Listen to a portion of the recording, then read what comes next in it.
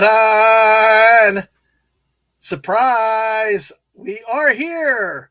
Yes, backstage, unexpected open tab, folks. Hey, welcome tonight. I am all excited for this one. I am way out of sorts with this one, and I was about to get ahead of what I wanted to really do, come in rampaging. But hey, folks, I can't rampage yet without these great people that I got tonight.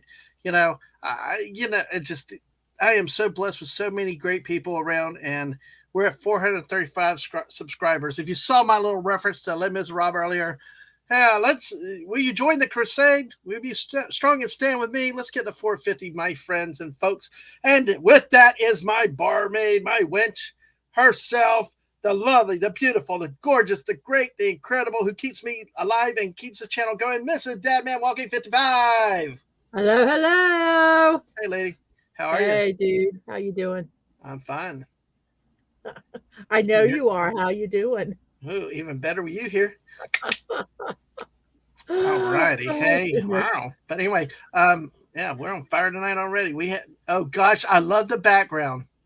I just noticed the background, Mrs. Oh. This is why you're so damn good here. Look at that. Those we must not talk about. Or exactly. Yes. Well, then I guess in that case, we shouldn't even talk about the Daga movie tonight, should we? Whoa, yeah. Oh my gosh. Yeah. All right. Well, let me do this real quick because I am multitasking. And I tell you what, of course, nothing here is possible without the great Mrs. But there is also somebody. Mrs. told me a long time to get a hobby. Well, with every hobbyist or superhero, like Batman needs a sidekick there in certain things. Well, this guy has become what an incredible sidekick. Dadman, it's 2:30 in the morning. You want to stream? Sure, let's do it. Why not? We'll watch the sun come up. Look, folks, it's been an honor to meet this guy. More to come, I hope, down the road with this guy. He is a class act. He knows his shit, and he's got it together. And tonight, we will let him and encourage him to go on the rampage as we pillage the village with the hungry boy. Hello, my dear Captain America, and I'm proud to be your Bucky. All right. That'll work. I am glad to hear that. How are you tonight, hungry boy? I'm great. I'm a little bit, even though I don't come from the United States, so this movie I'm going to be a little bit of a raging Cajun, but that's okay. Oh, that's fine. Tonight is the night. And like I told people, if you like the movie, feel free to defend it. If you want to do stuff, maybe there'll be some stuff that we may not have thought. And if you like it, hey, feel free to say so in the chat. We're all friends here. Every opinion is accepted, but ours are right. And we have a great crowd here. I always love to see my Supergirl. Okay, yeah. Lisa, the best. Okay, calm down. We'll get there. I'll let you give her a good introduction at the right time. I know her vegetables were really incredible today, and so okay, settle down, Beavis. No, I'm just kidding. All right, now I'm really over the place. Hey, all right, well, let's do that then, Hungry. Let's go ahead and introduce the chat then, and then I will tell you about what happened about an hour ago. Okay? Oh, great. All right. So, folks, and like you said, we got 8 great people on the Twitch side. Make sure you follow us over there. If you're over here on the YouTube side, make sure you hit the like button, subscribe, go drag in your friends, drunk donkeys, dogs, neighbors, the homeless, whoever. Get them in here to get us subscribed to 450. Let's do it. Will you join my crusade? Will you be strong and stand with me? Mrs. will not let me sing publicly, plus also copyright stuff, so I will stop there. If you saw my Twitter thing earlier, yes. And I digress. Already. Hungry, I'm already all over the damn place. So so's the movie. Okay.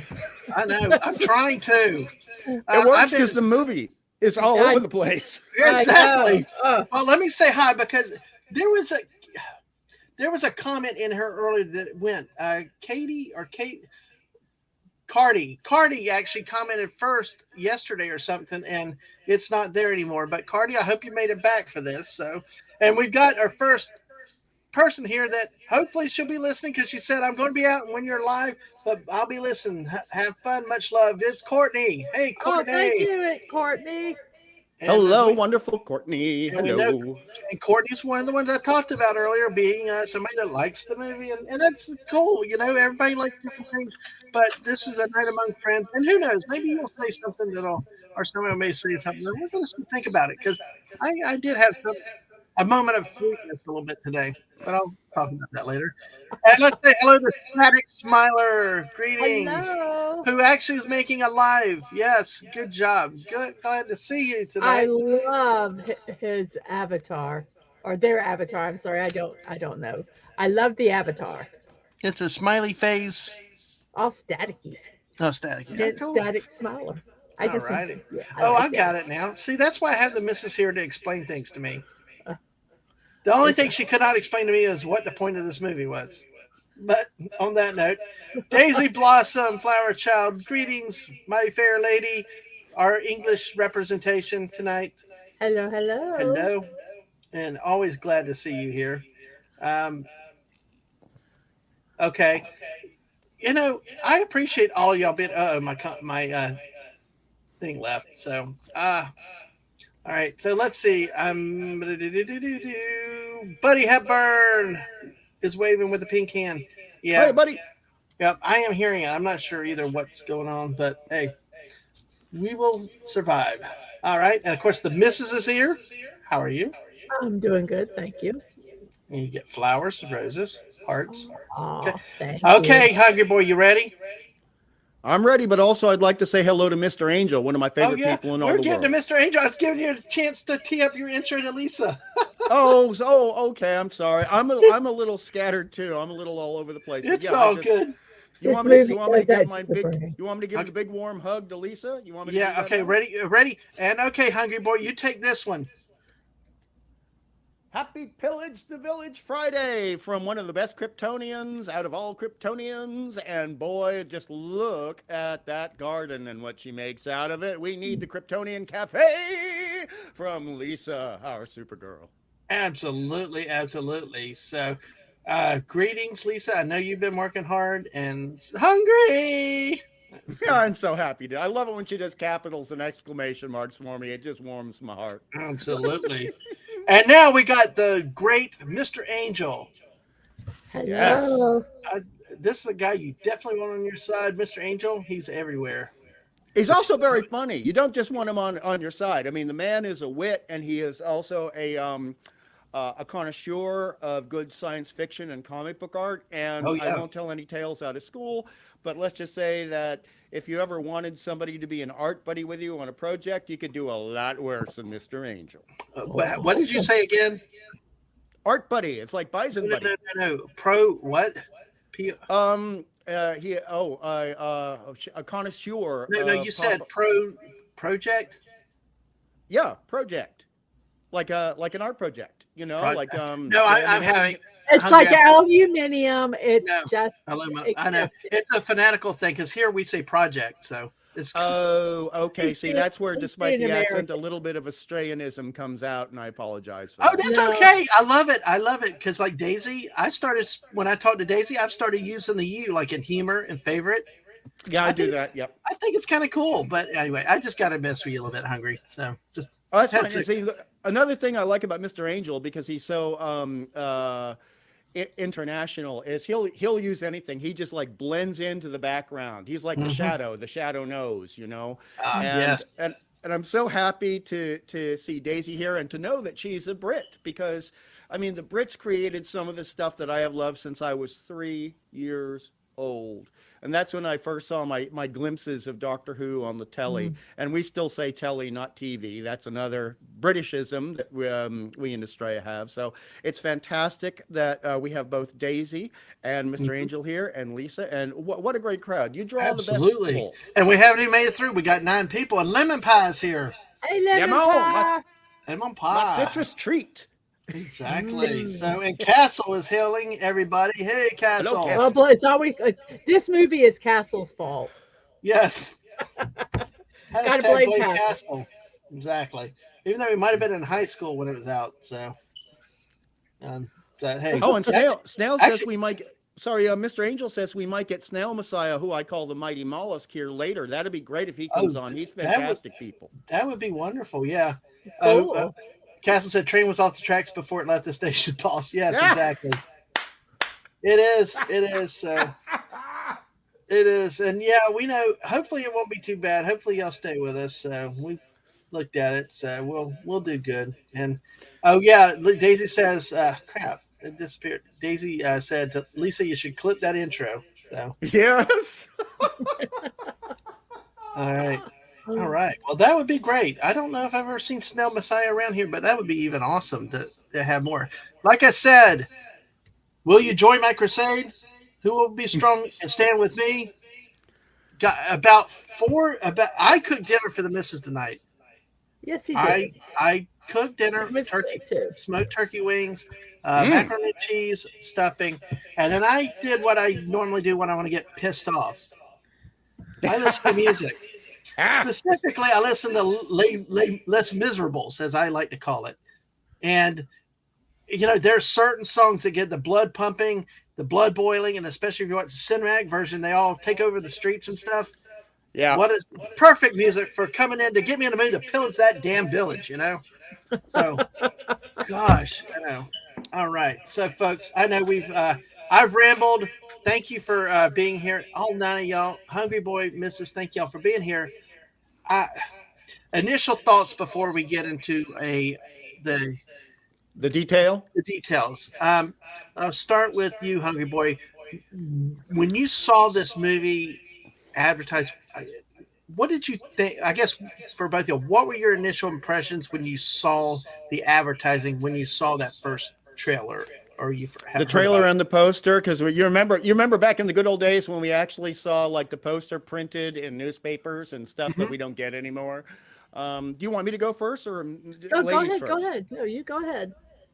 I had dread in my heart, but I had hope. I had dread, but hope, because I love a good monster movie. And I saw the trailer. I saw the trailer, and I saw the poster, and I thought if it wasn't M. Night Shyamalan, I could trust it. If it was any other director, a writer-director, which we call in the film industry an auteur, and that's the word that gets applied to him, I thought this could be great. Oh no, it's him. This is not going to be great. This is not going to be great. And I just thought, what a shame that this guy. My first instincts, better grammar, were that this is going to be presented as a monster film, but we are going to, and this is before I saw like 10 minutes of the film, this is going to be a 1971 Scooby-Doo episode where the monsters are not real. And I anticipated that before I went in. And by the time I got 15 minutes into it, I was getting pissed off. But my initial thoughts were it could be great, but it probably won't be. And we'll find out as we progress in this review and critique whether I was correct or not, according to other people. And all apologies to Courtney. Yes, exactly. You have to, but you know, it's just one of those things that I think, you know, how some franchises, some movies are just, you either love them or hate them. And it's one of those things. So, because looking at it was, you know, because he had, I guess his first movie was 92 Praying with Anger. Yeah. 98 was Wide Awake. Not a bad film. Rosie. Oh, okay. That's okay. It was Rosie O'Donnell in that movie. Then The Sixth Sense, which is where everybody really got more familiar with him. Yep. 2000 was Unbreakable. 2002 was just one that I had heard about and had some hope with Signs. So The Village is the next movie, 2004. Uh-huh. Oh, all right. And then followed by Lady in the Water. No! Oh, no, he did the crappening too. Yes, damn it. I saw all three of those bastards. And the crappening was roasted by one of the Riff comedy troops too. I believe it was Riff Tracks that destroyed the crappening. And I mean, I actually, to be honest, I would watch the crappening 3 times again this year than watch another 10 minutes over of The Village. That's how much I hate this movie. I would agree, but I would agree because at least it had some cool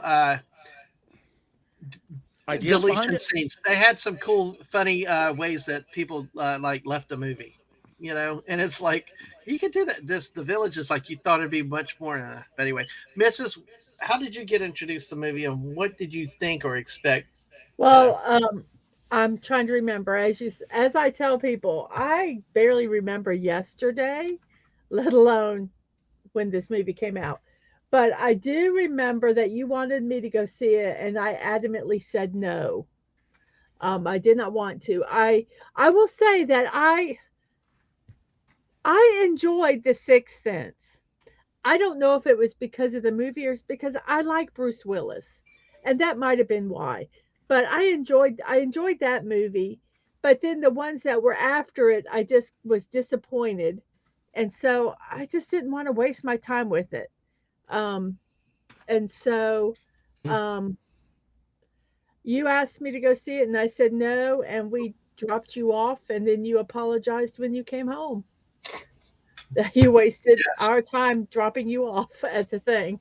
I But remember yeah, that. I just did not want to see it. It didn't.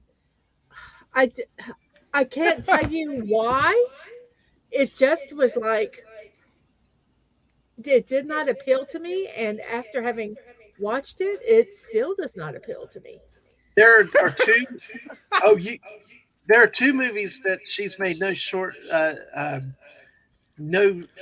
of. Hell no, I'm not going to see it. One was The Mhm. Village, and the other one was uh, Indiana Jones in the walking wheelchair of Phoebe Waller Bridge.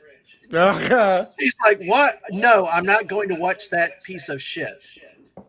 So that Neither am was I. There were that was. others I did not want to watch, but But you I were. did Those were the go to. most. I did go because of popcorn, Yes, and I knew I could have popcorn, and I would probably get a good nap. but popcorn wouldn't save Indy or this No. one. So Oh, all it's funny. right. It's funny. It's funny that Mrs. mentions the nap because when I saw this in the theater, there was a certain point where I did fall asleep for about 5 minutes, Hmm. and I can, yeah. Yeah, I believe I that. I could see and it. it, just oh my God. Yeah. We'll get into the Yeah. notes All bit by right. Mhm. bit. Let me do something really quick. Let's go ahead and put the poll up. The okay, most annoying character. Okay, Noah, Edward's wife, or other. Okay, good. Okay, well, we'll do that. Let's see. Multitasking. So, like we talked earlier about typing and talking, that's me.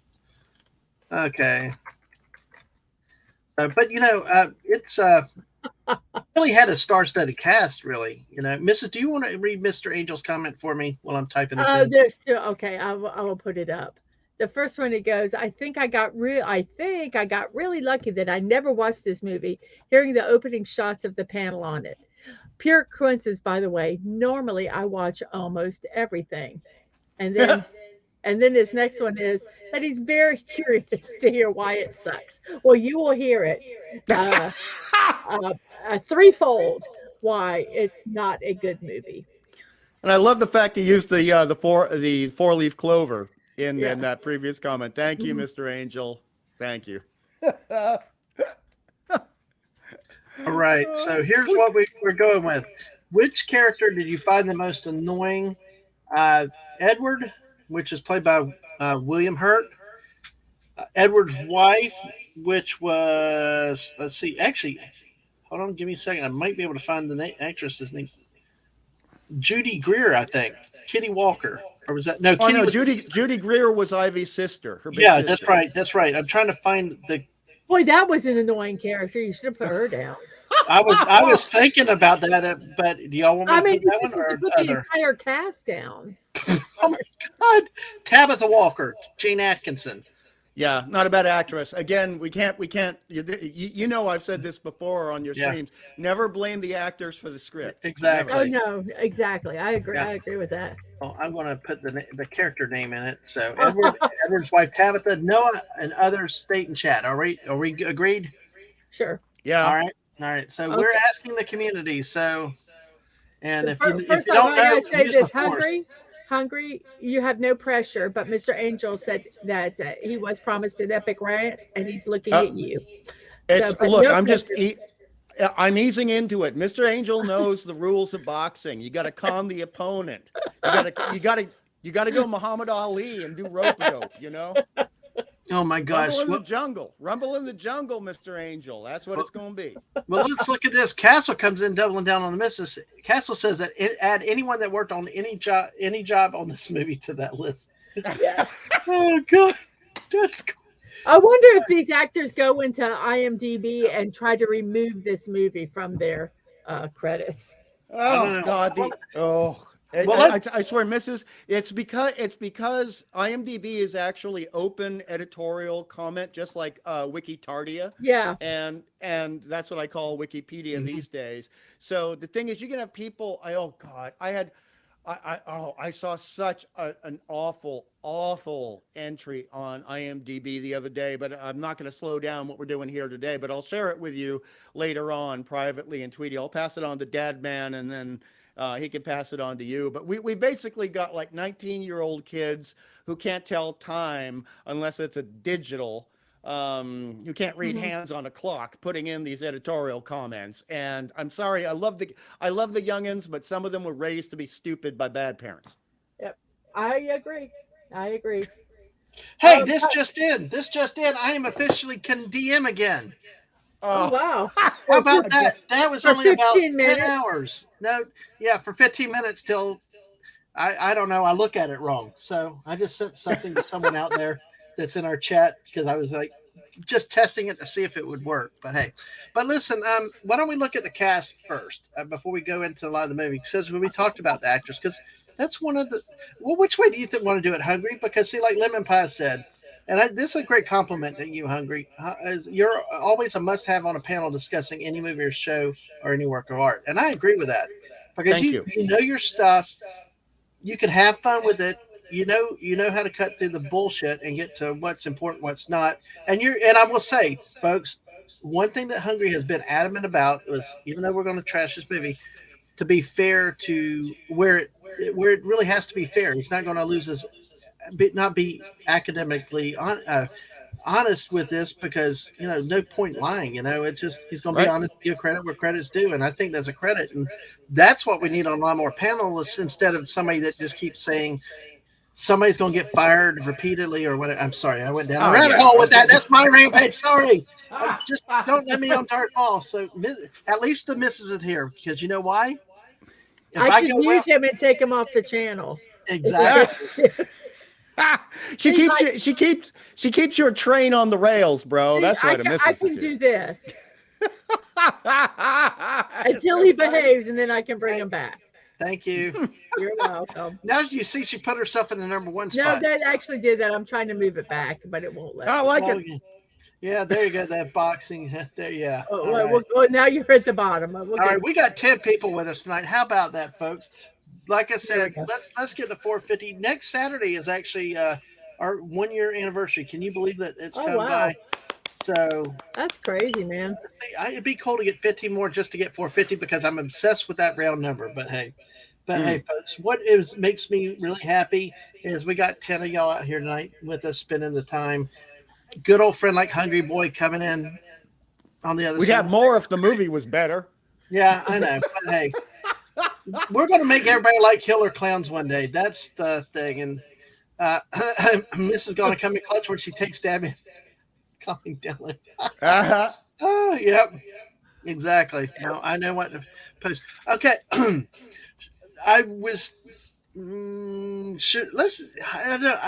debating whether we talk about the cast first or go through the plot summary beginning. I think because the cast is affected by the plot, so I think you are very wise in addressing the cast first because they were so wasted in this movie. All right, exactly. Because folks, I tell you what, this one had a bunch of top line actors, especially in their prime, and oh my gosh, I never really found Sigourney Weaver. She's one of my favorite ones to look at, but in this movie, oh man, she was off the charts. So, but hey, that being said, here's the cast I'm going to bring up to share the screen, and of course, this is from IMDb. Now you got Sigourney Weaver, who's Alice Hunt, and William Hurt, big names. Edward Walker, And as Yep. Hungry to point out, Bryce Dallas Howard first role as Ivy Walker. Of course, you've got Joaquin Phoenix, who I can he never was say his name right. Mm. yeah, who became the Joker eventually in one of the living. Oh no, Clobby wouldn't like that. Clobby wouldn't like that. He already talked about that yesterday or the day before. He became a character who was separate, written for a independent screenplay, who was made to be a Joker, but not the Joker. He's not the Joker. He has no continuity with the DC universe at all. But he's a great actor, and Mhm. I loved him very much in The Man in Black. And he was You in know, Signs also, right? yeah, he was. He played the eldest son in Signs, but he also played the great Johnny Cash, Yeah. and he played that warts and all. And he is a remarkable. He's both a method actor and a mannerist actor, because those are two Well, different ways of acting. But he's smart enough and talented enough where he can go mannerist, which is like Vincent Price, Peter Cushing, Boris Karloff, all these guys in the 30s. But he can also go full on method actor like Marlon Brando. And I mean, a credit to him. He's like one of my only Gen X. He's one of my only heroes in acting for Gen X, my yeah. generation. So Well, Hmm. look at this.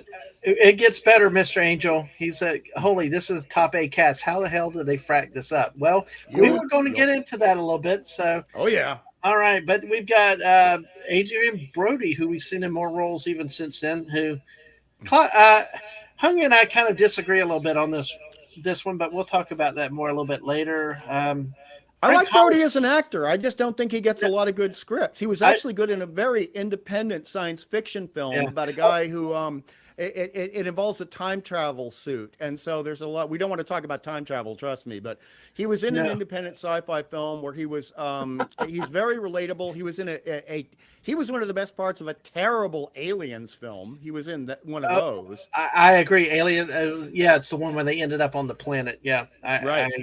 Aliens versus Predator, I think, is on that one. But hey, yeah, I think he did good in that job. I do like him. I think he's pretty good. Yeah. This Frank Collison looked familiar. He's the doctor, I think, but I don't know where I've seen him from before.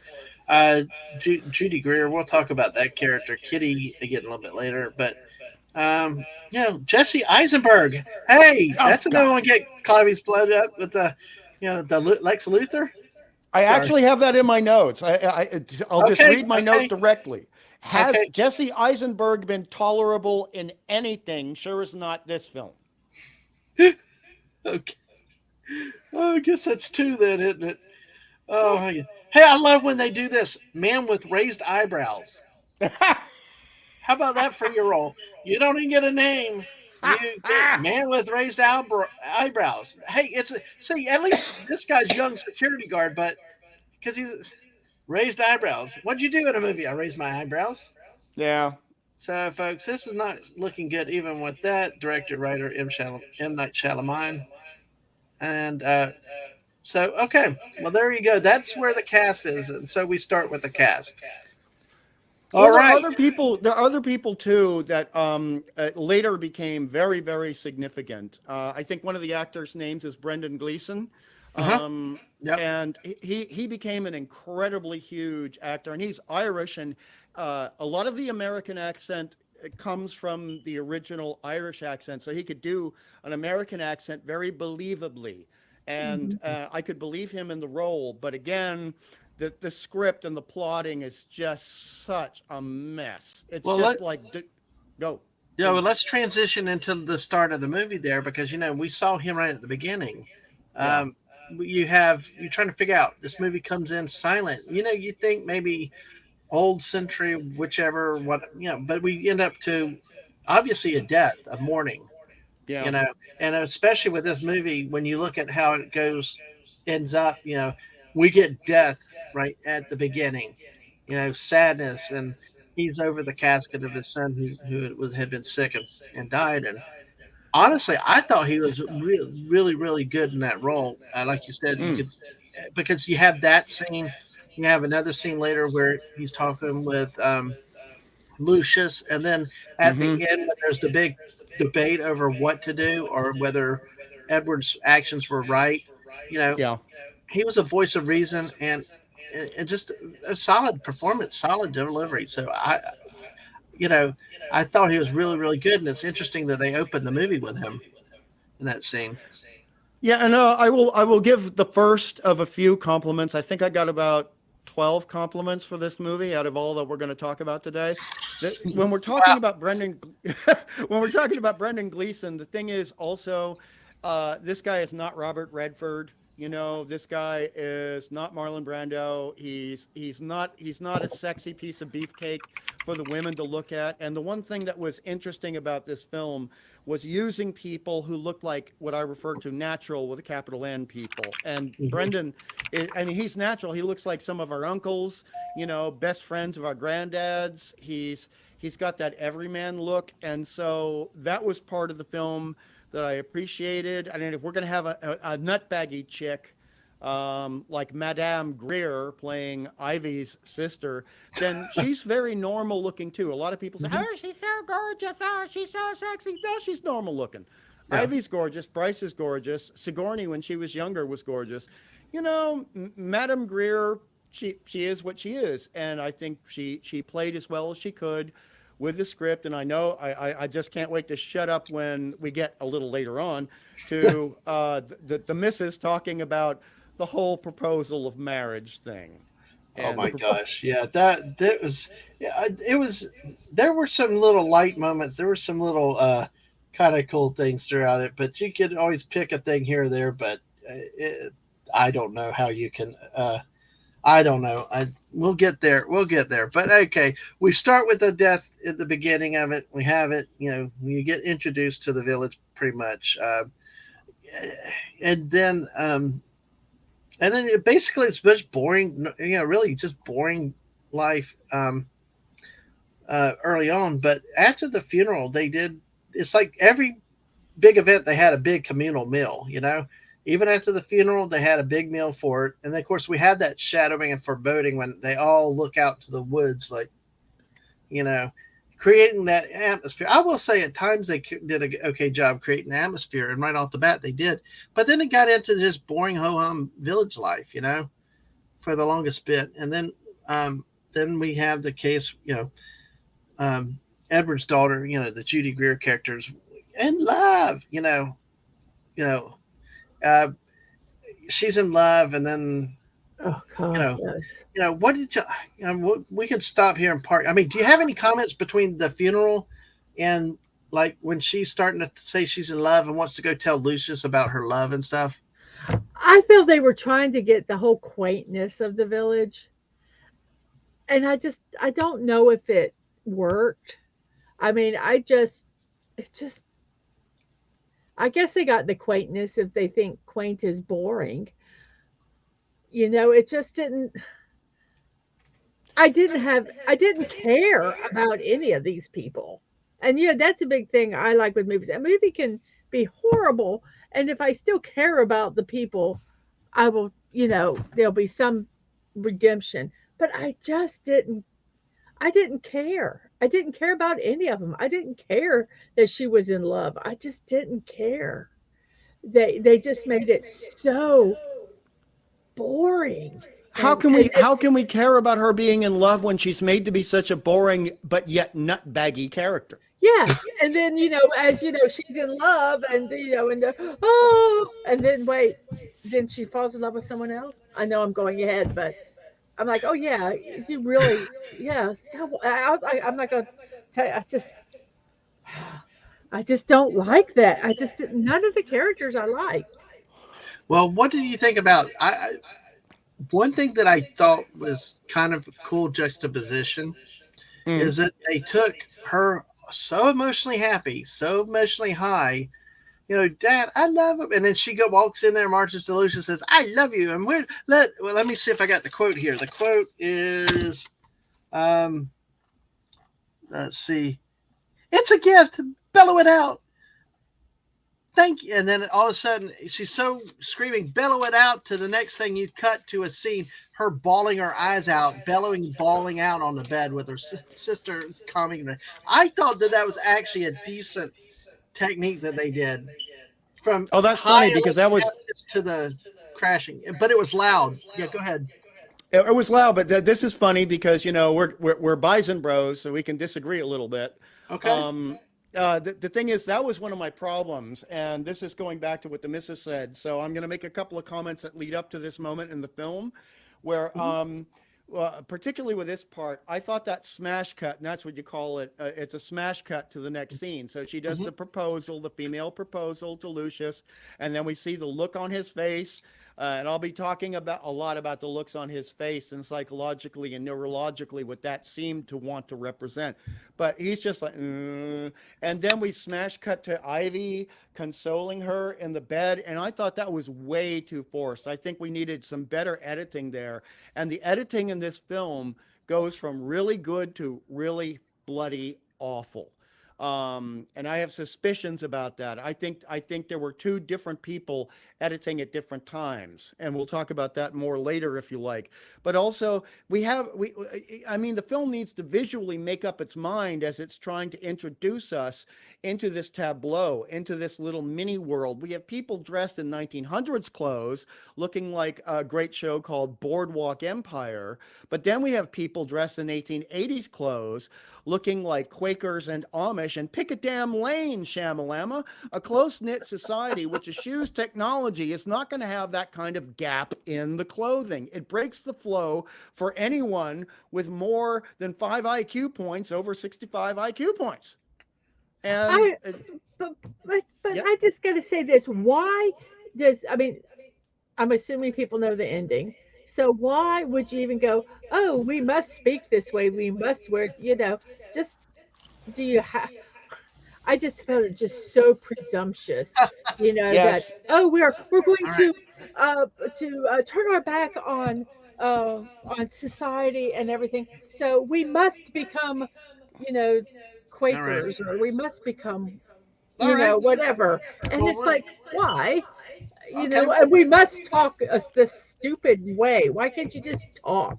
Well, we'll get that a little bit. Especially since they were just 1970s hippies that started it all Yes, anyway. exactly. I mean, gosh, grow some pot. I'm sorry. Just have your little, Well, your little commune there, and peace and love. Why do you need to? oh man, but hey, we got to introduce morality. But hey, keep those things off. Let's try to get through the plot of the movie.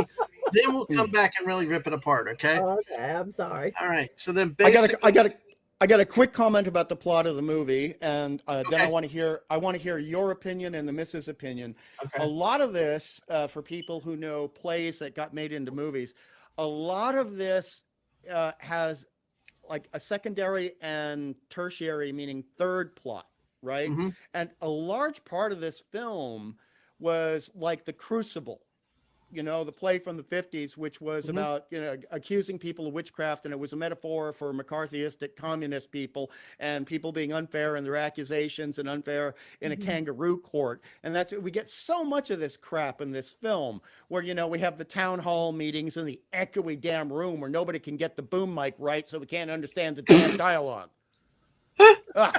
Oh gosh. Well, there you go. There's a partial rant. Buddy said that Jesse is okay in cursing, good in Zombieland. I agree. I forgot he was in Zombieland. He was actually okay in that. Now let's hold on this for a little bit, okay? Ready? I'm going to start this, and we're going to come back to this after we make it through the plot, and we'll go in on that because that's a good question. I just, I really explored it if you know. And hello to Appion. Hello. Hi, Appion. Great to see you. We're going to pillage this village. We're kind of starting off a little slow, but in the end, we will raise hell. We'll bring your pitchforks and torches, though, folks. Make sure they're already well lit, and we're going to have fun with this one tonight. Bring the bonfire. Bring those DVDs. Oh, sorry. What the? Oh God, gotta love misses. All right. So we basically have that Kitty gets rejected by Lucius, and then so then she gets the wedding. We're seeing signs of dead creatures popping up in the village. We don't know why, because supposedly the village had not been breached in years, and all this stuff. Then they have a big happy wedding, another big communal meal together. And then it's like at the reception, they said, oh, somebody's in one of them's in there. They want us to leave. Yeah. And then let's see, because they and this was after one night when the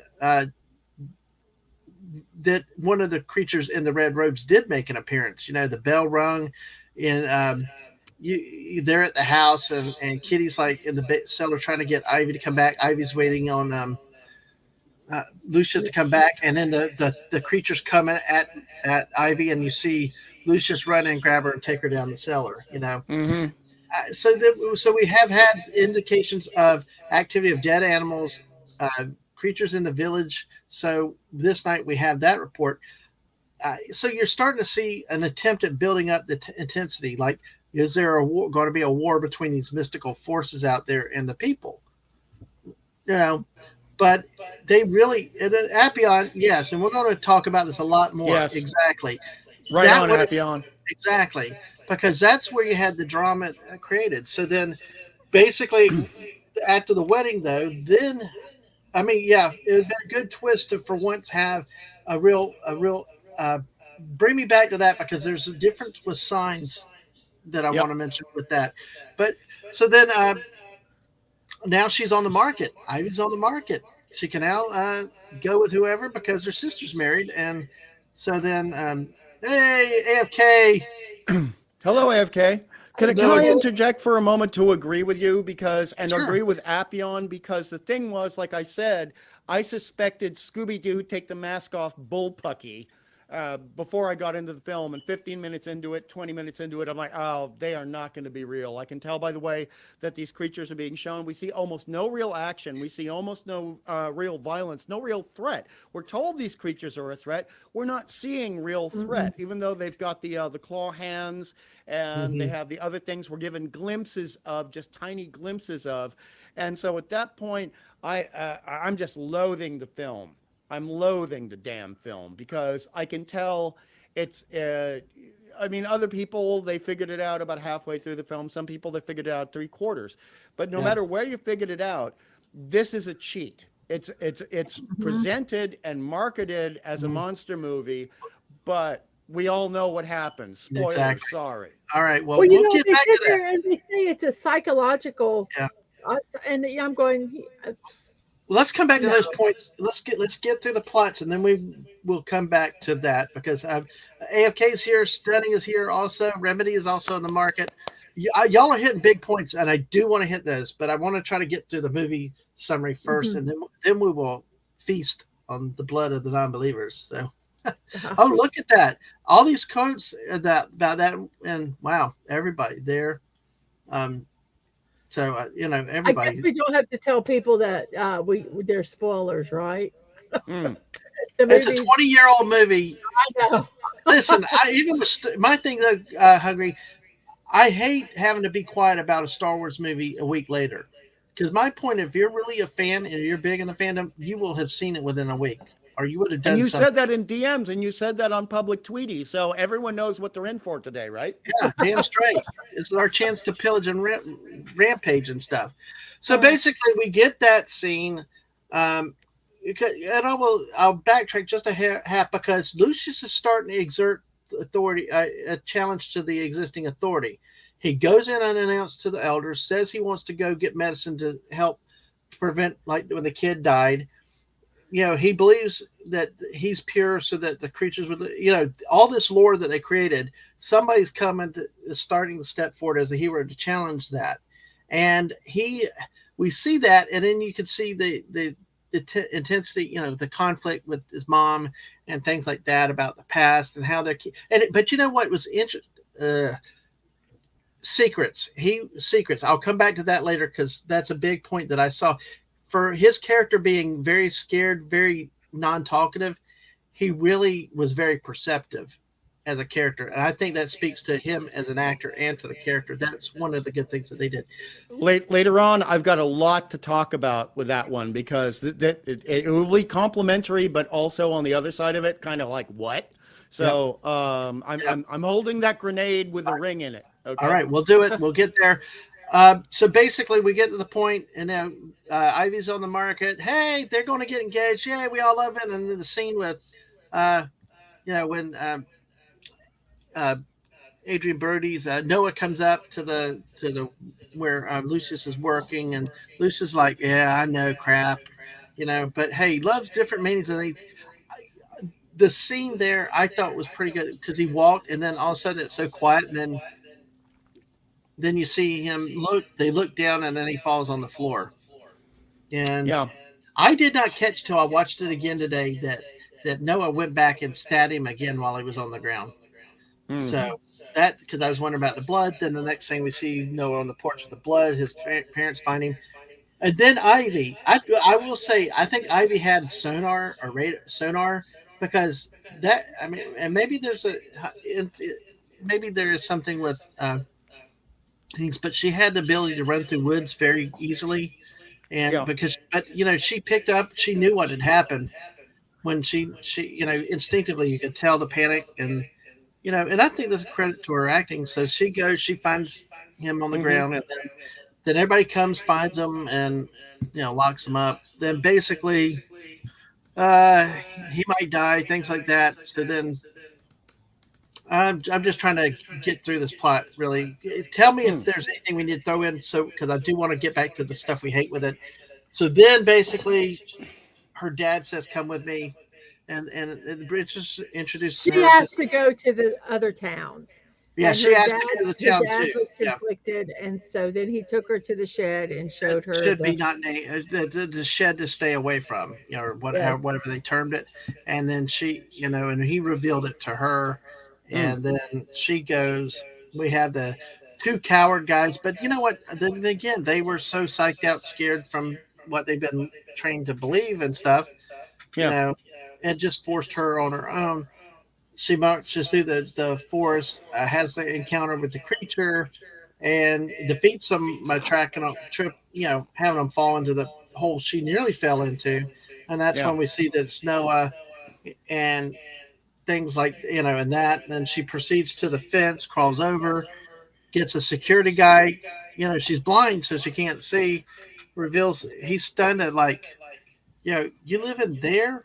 This is how much I'm skipping of it, folks. This really is how much it jumped. Really, that's about the Yeah. big parts, I think.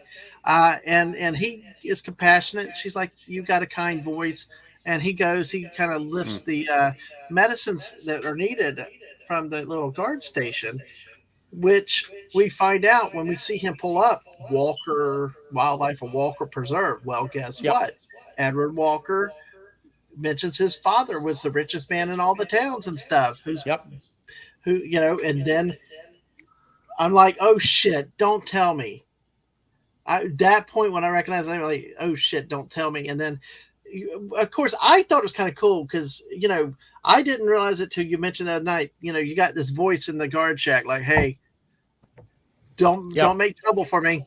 Keep it quiet. Don't ask questions. Don't talk to people. Because what the guy did, he had actually cut his radio off. The boss had tried to contact him about what the report was. And then he's just like, oh, it's teenagers, whatever. And he's like, don't talk to people. Don't converse. Then, next thing we see, I did think he kind of funny when he's like, where's the letter at? I got to fix the sign. So then he. I thought it was hilarious that he's taking the medicine, like taking it 2 feet away from the guy. It's like, just take it. I mean, the guy doesn't give a shit. Oh no, he's not going to do anything. Just take what you want. Mrs. Dadman, there was a reason for that. There's a reason for that. And I know we'll talk about this later, but I just want to interject now because I'll forget it because it's not in my notes. The thing is that at this point, M. Night Shyamalan was very, very enamored of putting himself into small scenes like Alfred Hitchcock did. Okay. And this was his scene, but he didn't want to have his face directly shown. So when you're seeing this scene from the beginning, you're seeing it from behind. You're seeing only half his head with the ear. That's him.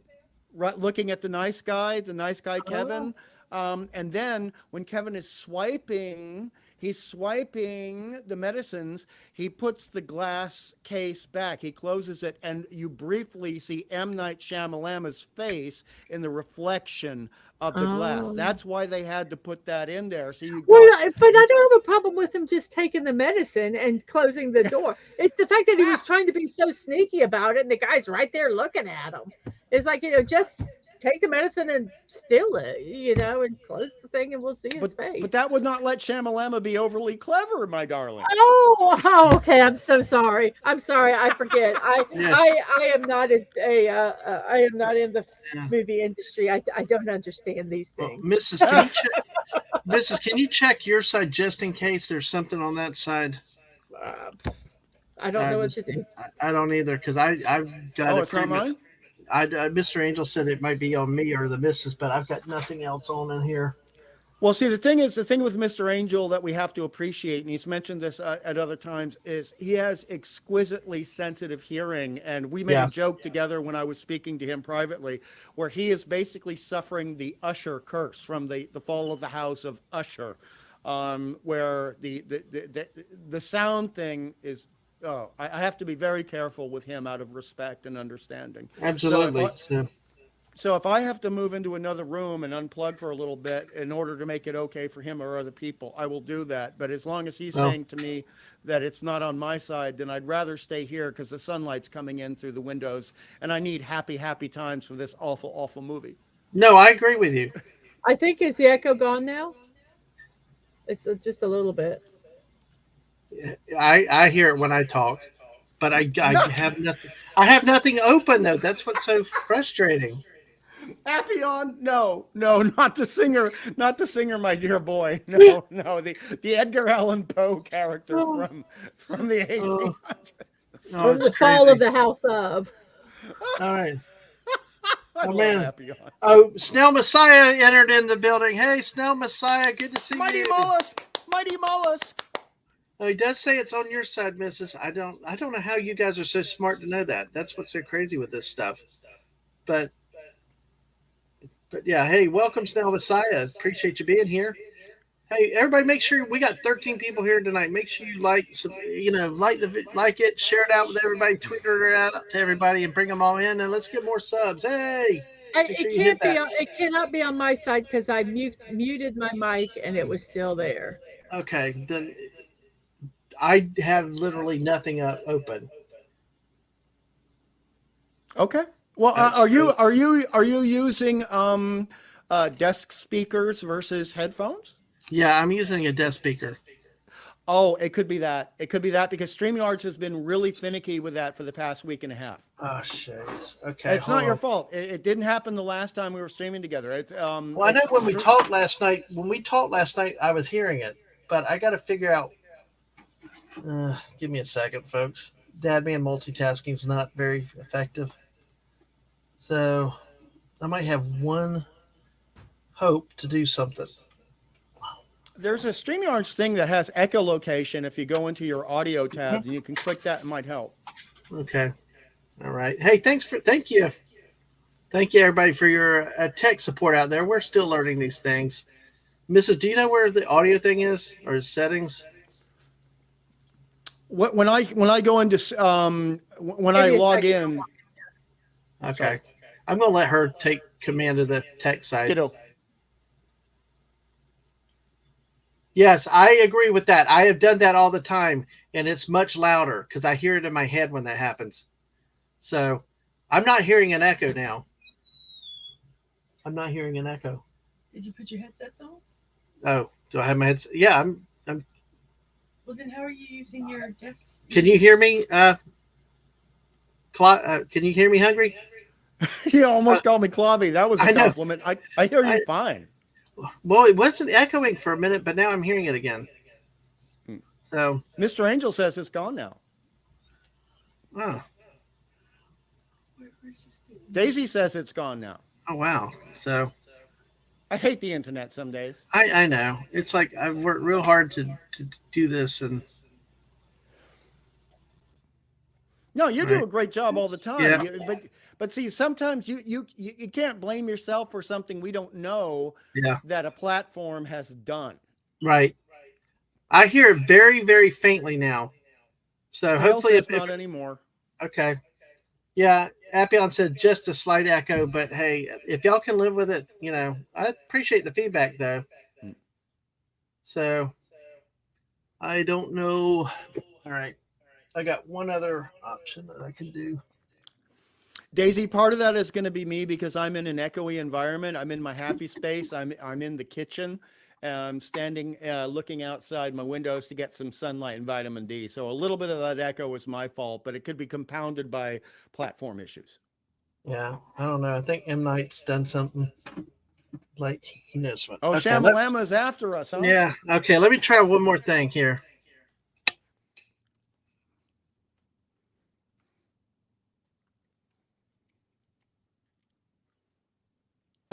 I tried to flip to my headset. It ain't working. My mic's God. so. All right. Well, you Yeah, wanna get there you through- go. Appion's great. This is an echo chamber after all. I love Oh, Appion. He's okay. hilarious. Okay, Mr. Angel said, okay, it's not disturbing. All right, thank you guys. Appreciate it. Hey, we appreciate it. Hey, give us more time to help people like Snail Messiah come in. Now you got to bring 5 friends each. No, I'm just kidding. Well, welcome, Snail Messiah. Everybody, make sure you're still subscribed to the channel if you're not, because weird things happen with the numbers. I've seen it lately, and make sure you hit the bell for those notifications. So, yeah, okay, it's good as long as it's listenable. That's the run for run for cover. There you go. All right. Well, we did the best we can around here. And Appion, I know I need to message you later because I finally got DM limited. So, all right. Are we back? Are we going back to the We're plot going now? back. We're going back because we talked about the medical. We talked about that right there, and how he got the medicines and stuff, and then she and he helped her. He was compassionate and helped her, and actually got the ladder and helped her back over the fence, and then they have the scene around Lucius in the bed that they're all looking at what's happening, and then somebody runs in and said she's back. She got the medicine. She killed the monster, and you can see the parents react there too. But then the final scene is like, well, your son died to protect our dream, our village. Shall we keep it going? And they all stood up. So the greater good triumphed, and then she Greater comes in. good. Oh, Well, okay, just yes, I will let you lose. I will say that again to fire you up later. Then she comes in, pledges her thing, and then we have an end of the movie. I sick the end. So hey, all right, that everybody is the whole nutshell there. So, and now Appion And wants it was that boring. yes. What are you saying? I'm sorry. No, it just was boring. All right, so basically that's the whole movie in a nutshell of what it is. So let's take a look at some of the points that we wanted to talk about along the way. yeah. So what did you find most annoying? That's hard to say probably in a case like this, but what is something that you really had a huge problem with this movie? Deadman, real quickly, we got a new person. I've never seen him. You might have. Yeah, Disney Sheep's hello. Herder. Yes. Hey, welcome. Hey, Thank you, Disney Sheep's Herder. Hello, DS. I think they were with us on that overnight stream or something a while back. awesome. Yes, Okay. exactly. That one that Yes. I was asleep in. There you go. Yeah, Mrs. was sleeping and we were streaming, so hey. But yes. Okay. Hungry? You ready? I'm bracing myself for it. I'm bracing. We're going to pillage the village right now. So are we allowed to go point by point? Go friggin' point by point, no holds barred. We're going to rip this mother humper a new butthole. So okay, so now I understand the process. We've covered the plot. Now we can go through the plot and the other stuff chronologically from the beginning onward. But I would like to just say before I get into it, the guy who played Kevin, I thought was actually magnificent in the way his body language and facial expressions worked, the way he clearly was upset. It's like, is this a drunk teenager? Is this some chick from a costume party? What's going on here? And the moment she holds the locket, he realizes, no, there's something else going wrong here. And despite the script, I know I'm being overly kind, overly many times, I thought he did a great job. And now I'll bitch about other stuff from now on for the most part, I promise. No, I agree. I did think he was good. He showed compassion and stuff like that. So we got to be like we Hungry Boy's been honest. He's going to give credit where credit's due. But look at this. We got Unleash 'em fire. We got more fire. Okay. Okay. All right, Hungry. Now's the time to pillage it. So Okay, so first off, going back to something that Yeah. you said when we're talking about Ivy, the thing Okay. that pisses me off, and this is something that pisses me off about Shyamalama, even though I do very much like 4 of his films, okay, 4. But the thing about Shyamalama is when he's making films out of his own plot, out of his own script, it's feast or famine. Okay, so like Right. Glass leading to Unbreakable, that's great stuff. But when he's doing stuff that is he doesn't admit it but gets swiped from other people, he's not a good swiper. And one of the aspects of that is that with The Sixth Sense, he actually swiped from 2 sources. So if he's swiping something, and there have been arguments that The Village was swiped from something, and he's trying to create a script from other people's stuff, he's not that damn good. He's not that damn good when it comes to the script part of it. And so like with Ivy, and he's also a comic book fan, because you know that going to Glass and Unbreakable, the thing is Ivy is both a psychic, like in many comic books, but she's Daredevil using the sonar, and he's mixing these 2 things together. Now, if you're a comic book person, which neither you or the missus are, that's not really going to work. He's playing both sides against the middle, and it's not competent. It is not, in terms of screenwriting, competent. You got to know about ESP shit from X-Files, and then you got to mix that in with Daredevil from the Marvel comic stuff, and it's like, what party drugs was he doing when he was writing this stuff? But but even if they kind of like gave a little explanation or something, Right. even if they made a little off thing like, oh yeah, she always could do this, or something where you could, but you just gotta go, oh, I get it now. She's Daredevil, Right, a little. It's just A little they would have just given explanation. a little something. You would have gone, oh, okay, whatever. It's still stupid, but okay. If Or a you want to say that. classification, some kind of classification or categorization of what she does and how she does it. Mhm. A little bit, just a little bit, because that's what we get in good sci-fi and horror films. There's it's called the rules. Like you set up the rules for a ghost. You set up the rules for the monster. We know what Godzilla's rules are. That's really easy. We know what the Frankenstein monster's rules are. That's really easy. And it's like somebody was just too lazy in the final version of this script to put them in. Yeah. Let me say real quick hello to Maddie's daddy. He's out there looking while making dinner for Maddie. Hello, Say dear hi. Thor. And Snell Messiah's Testament. cooking also. 2 huge pork chops, rice with broth. All right, we got 15 people watching us now. Oh, So awesome. let's get they're joining our crusade. Let's get the pitchforks. Dun, dun, dun, dun, dun, dun. Put your comments out there in this comment and have fun with us. Make sure you vote on our poll for the most annoying character of the movie. But what we're going to say is here, we're going to go back to when I know you said Bryce Dallas Howard was the only good thing about this movie. Everything was ass. So, but yeah, you and I think that maybe a few more of the actors did good. You mentioned the security guard. We talked about Joaquin Phoenix. Bryce Dallas Howard. The only problem I had with her character was that it just seemed like, and I know there can be sensitivity issues and some can have, maybe, you know what I mean? They can do more than normal, but she seemed to get around way too good though for somebody that could not see. Maybe she knew the land or whatever, but it was almost like in 1 minute she could see exactly where she's going. Next minute she's looking around. And I was one problem. Maybe it's possible. I don't know. I just didn't find that believable. That's one of the things I do have something to say about that, but I'd like to hear what the missus has to say first, if you don't mind. Okay, absolutely. Mrs.? What do you think? She muted, so we'll get her opinion on it in just a second. I'm not sure what she Oh, might have. I was coughing. Oh, okay. Opinion about the Ivy character with her the way she move around. How well she could see. Yeah, exactly. Well, I think like what Hungry was saying was that that he probably put in some of that comic book stuff that he liked, like with Daredevil and that, but it never was explained.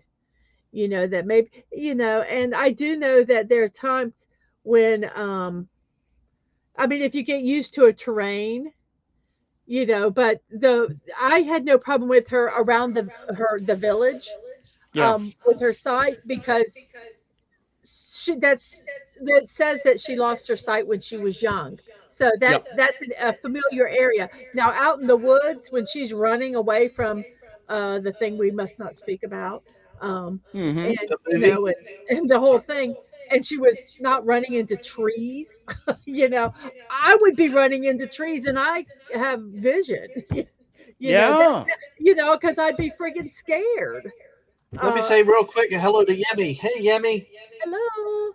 And Hello. everybody make sure you vote in our poll, okay? So we got to figure out who the most annoying character was. So I mean, I just don't think that was plausible, because I mean, she knew that they didn't exist, but then Mhm. here it is.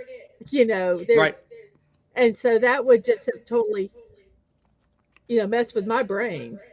Well, Mhm. this is the thing, and I want to agree with you 100% because I mean, up until recently, I had pretty good sight, but when it comes to twilight and thick forest, nobody gets through that terrain that easily. Just as you mentioned, nobody, unless they're trained militarily. If you're Mhm. trained or forest ranger, which does come into the movie, but there is no reason why she, compared to sighted people, to use the politically correct term, could get through all of that. So especially like when her cane breaks later in the film, and she's still getting through stuff so easily. That part was a big problem. And the other problem I have, going back to the cinematic aspects of the film, not the plot, is that M. Night was not, I don't think he was strong enough with Bryce Dallas, because I was picking this up so much over the past week when I was reviewing it to make all these notes for you and the wonderful hubby.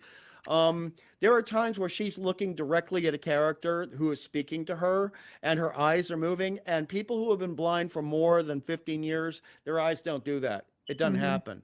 My uncle was Mhm. blind. Okay, so no, it don't work. It don't work like Right. that. That was just sloppy. It was sloppy. Mhm. And it breaks you out of the immersion of the movie, as some people like to use the term. Oh, And I mean, I love her as an actress, and I think that if they chosen anyone else other than her, this film would have been twice the disaster that it already was. It's already the Titanic, but it could have been the Titanic and the Lusitania. And Mr. Angel knows exactly the reference I'm making too, making there. So and she's running in that big old heavy skirt. I I, have wore clothing like that with that big cape, and yes, and and and she's not picking up her skirt to run or anything. Yeah, I've tried walking in those things with yeah, mud all on the bottom of them. It's not easy, and she right. just zipping along there. Her Okay, unfazed. Mr. Just yeah. Angel. This angel wants to put in here as someone who's now visual impaired, he can Yeah. explain on familiar terrain, blind people can manage through mental mapping and combo and sound. Not familiar terrain, it gets really hard, but you can train. But Well, she had no training for the Covington Woods. She'd never been through them before. There was, Mhm. mhm. I'm agreeing with you, Mr. Angel. She had no training for this, though. She was having to go into unfamiliar terrain. And by the way, I just want to, because you guys, you guys talk about the Civil War, and you guys talk Mhm. about antique stuff, okay? And then you look at the fabrics for quilting. I saw so much goddamn like polyester nylon blankets being used for the yellow stuff. I want to hear Mrs. Dadman rant on that for a bit, because they had to be getting that fabric from one of the towns, but apparently they never been to the damn towns. I had that I blanket didn't as a see kid. anybody that I didn't see anything. I didn't see any sheep for them to get fiber from. Oh I did, my gosh. or rabbits. I mean, there was nothing for them to get no plants. I didn't see nothing for them to Oh, get fiber from. They were, I mean, like I say, if they were hippies, they should have just grown hemp, and they could have made cloth with it. So there was none of that, but they all had all these they had this beautiful pastures. No, yeah.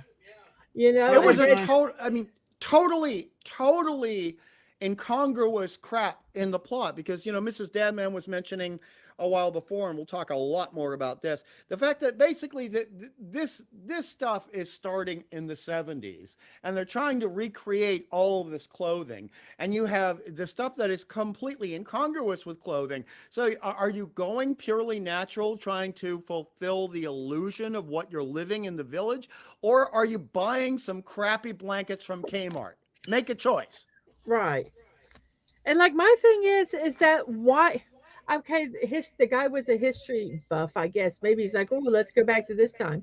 But that makes no sense. It just doesn't make Yeah. sense. If you want to make it a viable community, Hmm. why add all that extra stuff to it? I mean, you could have a, a hippie commune. I mean, and you know, and y- it'd Or be so like much easier. happy And they on would just a never bunch of know that cowards, there was anything different anywhere else. just a bunch of cowards hiding in the Amish paradise. Yes, Appion, I like it. But Daisy said it would take outfits. Those outfits take yards of fabric. Yes, Hmm. and they're heavy. And Exactly. plus, Miss, but I sent you a it's quick. not just the outside of the fabric. The support garments that they have underneath those are there's a lot to them. You Miss, know, I they sent, have Yeah. they have a chemise, they have a corset, they might have oh gosh, I can't remember the name of it, but like a padding thing, at least two slips, you know, Right. and then if they have any stockings and whatever shoes they're wearing, which All right. I mean, shoes is another completely different matter because no, I didn't see any cobblers there to make shoes for them, and you know, Right. and they wear out. You well, know, and the we And find most Mrs. out later. and sustainable Mrs. community, they had nothing. And Mrs. This is something. It would only have taken 3 seconds of screen time. 3 seconds of screen time. We did not see any seamstresses who would have been making No, clothes for the community. no, no. And that with the opening scene when they're showing all their paradise and the kids sweeping the porch and giggling and everything, Yeah. they could have shown just a shot of the blacksmith. They could have shown just a shot of the of just the people doing things, but they didn't. They didn't, and it just made me irritated. Well, Rocco the Bizarro's come in. Hello, Rocco. So, Hello, been spending Rocco. most of their lives living in Amish paradise. What do I think? I hear Weird Al in there somewhere. But you know, somehow, somebody had to be going to those towns to get stuff because, It's I mean, subverting besides them raising whatever animals were getting slaughtered. Oh, subverting that's another point. expectations. I got that coming up, Mrs. Okay. Dadman. I got that coming up. Yeah. Oh, that And Mr. Angel says Rocco gets the best comment award nomination. Miss, I sent you a private message. I'm not sure if you can check that real quick. But the best comment award, yeah, one night we ought to have a poll of the best comments on some of these things. That's really good. And Daisy said the village just didn't seem viable right from the start because we find out later that they paid off the government to prevent, it's a no-fly zone, so you couldn't like have strategic airdrops and stuff like that, Yeah. you know what I mean. So it's like you can't supply that, and talk about subverting expectations. Hey, but I don't. This one was too bad because they weren't tattered, worn or anything. They were like first class outfits and shoes and stuff. So maybe it's a case where if they'd have been a little less precise and clean, it might have been a little more believable. Well, this goes back to Brendan Gleeson because at the end of the show, and sometimes before that, but especially near the end of the show, the last 25 minutes of the movie, the man is wearing a suit, tie, and shirt, which is basically between because I know costumes, 1918 to 1921. And you have other people wearing top hats that are just after the Civil War. And okay, where do they get them? Where do they get them? I don't see a guy who knows how to make a hat. And a lot of those hats use presses involving lead presses. That's where we get the Mad Hatter. Went mad from lead and other chemicals being used to make these hats. Where'd they get the damn hat? Mm-hmm. Exactly. Now, I'm trying to figure out if Lisa's asking for us to end this poll and start another poll, or is she just laughing at the fact that we have another poll this episode? Well, So, who's the most annoying character in the poll right now? Who have well, people let's voted see. for? We've got 10 Well, votes. Oh, come on, people. We had 15. Y'all need to keep voting. Vote Noah. It's 6 of the 10 votes. Wow. Tabitha Edward Weiss has 2. Edward and other has 10. And I don't remember seeing anybody stating who the other was. But, hey. So, I think hey, it was hard for me to choose I know. because I So, think they all were annoying. yeah. All right. Well, that's cool. Um, I think I can't remember who mentioned it earlier. Let me see if I got the comment started. I might have forgotten this time. Yeah, let's get back to what Mr. Angel had asked earlier. And I don't know if Hmm. you have it now or at some point. What's with the red robes? It's like you said, a desperate attempt to mimic Link European Red Riding Hood tales. Do they even know what a red robe on a girl means? So I don't know. Do y'all know anything about that? Or did you see anything about why they used red? Because I know yellow. They didn't like the red flowers. What was it about red? And then of course the color protectors was yellow. I think the Uh, red they used it was just more like the creature would come if they had red, right? Right. Isn't they Or would kind of like summon the creature or something, or they were drawn to it. That's that kind was a of bad plot point that was very poorly executed. Yes, Mrs. But it was which important. It was inconsistent. It was yeah. inconsistent. And red often, when you're looking at biological science, red is a color that many creatures or vegetables or plants will evolve into in order to protect themselves. So that's kind. I mean, it's a very weird aspect of the plot for me. There are certain colors that represent danger, don't eat me, versus certain animals that cannot actually see in the spectrum of red. So if we're going totally folkloric here, why is the script going into hard science that really has been developed after the 1980s? Again, it's inconsistent and it's sloppy. And I just think I think that this script was rushed. But another thing I'd like to briefly touch upon is there are so many times where the cinematography is wonderful and works with the lines that are being spoken, works with the faces of the actors, works with their bone structure, works with everything on set. And then there are times it just looks like a cheap 1982 soap opera on television. And I suspect there were actually a lot of scenes not filmed by Shamalama, but by the assistant director, what you call a second unit Mhm. in film, where you've got 2 units, and if somebody decides that a scene is not that important, you hand it over to the second unit. But you need to make that second unit match the Mhm. primary director and primary cinematographer. And there were so many times where so many of these shots looked like crap. I took a whole bunch of JPEGs, but I don't want to slow us down with those here today. But then you look at another scene, like when and the missus mentioned this, when Ivy has been abandoned by the other 2 guys when she's going into town, and it's very icy and it's very cold. And you remember when they had the tarp? They put down the tarp Mhm. between the trees, and you see this glimmering silver, like this fluid silver in the drops of the water in the trees, and that's beautiful. And then we get these crappy 2 shots that keep coming up all the time, especially with Sigourney Weaver. You get these 2 shots with her and Edward William Hurt, and it just looks like a film school student versus Mhm. Well, everything wasn't else. there this whole thing about? I guess was he a widow and No, she was a widow. She was a widow. And but his he wife would was there never touch her. because he was married. That's the thing is he's married.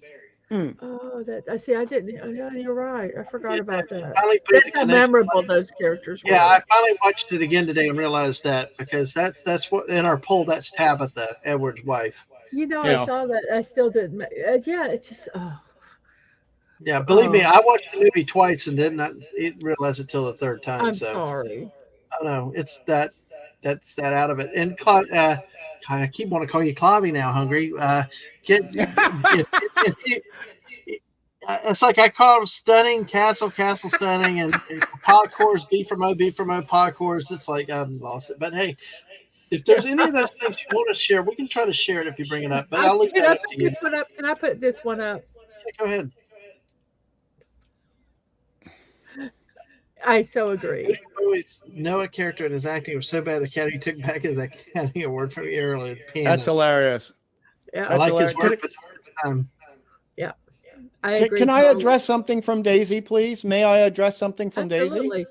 this one here is this the No, one? right, because this goes right into some of my notes. Sorry for Let's sounding go ahead, aggro. burn it up. Go ahead. Everybody I- wants to hear the rants. Go for it. I'm sorry for sounding aggro, Daisy. You're British. You know what aggro means. And I'm going to get a bit aggro here. But, I wrote the notes about what you were saying here. And the thing is, she says that some of the sets look very fake. This was a big problem for me. Because if you're trying to maintain the illusion that you are 1800s Amish, etc., why do so many of the sets look like they were built as tract houses in the late 1990s? It's inconsistent. It is incongruous, and visually, as an illustrator, it drove me bug poop crazy. Bug poop crazy. Oh, Yep. Wow. And Tell that's us how you really feel. why did they even have to do? I'm not even talking about the movie, but if the motivation of the characters, I guess. Why did they even have to do that? Why? Why did they have to go to all that trouble? Like I said, they didn't have to wear those clothes. They didn't have to talk that way. Yeah. They could have had build. They would have been fine if they were hippies.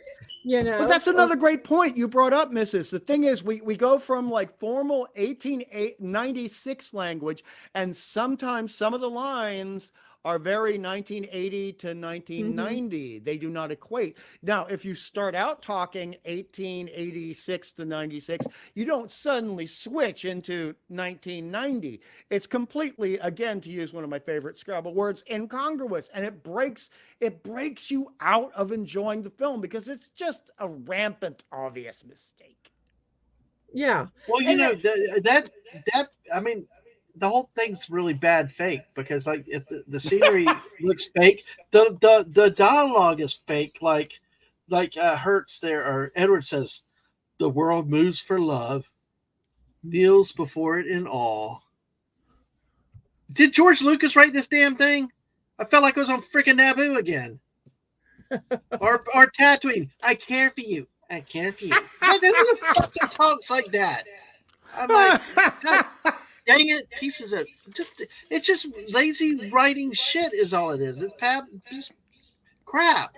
I do not nobody want talks Mr. like that. Angel to watch this. He says he's going to watch it. I don't want him to watch it. Please don't.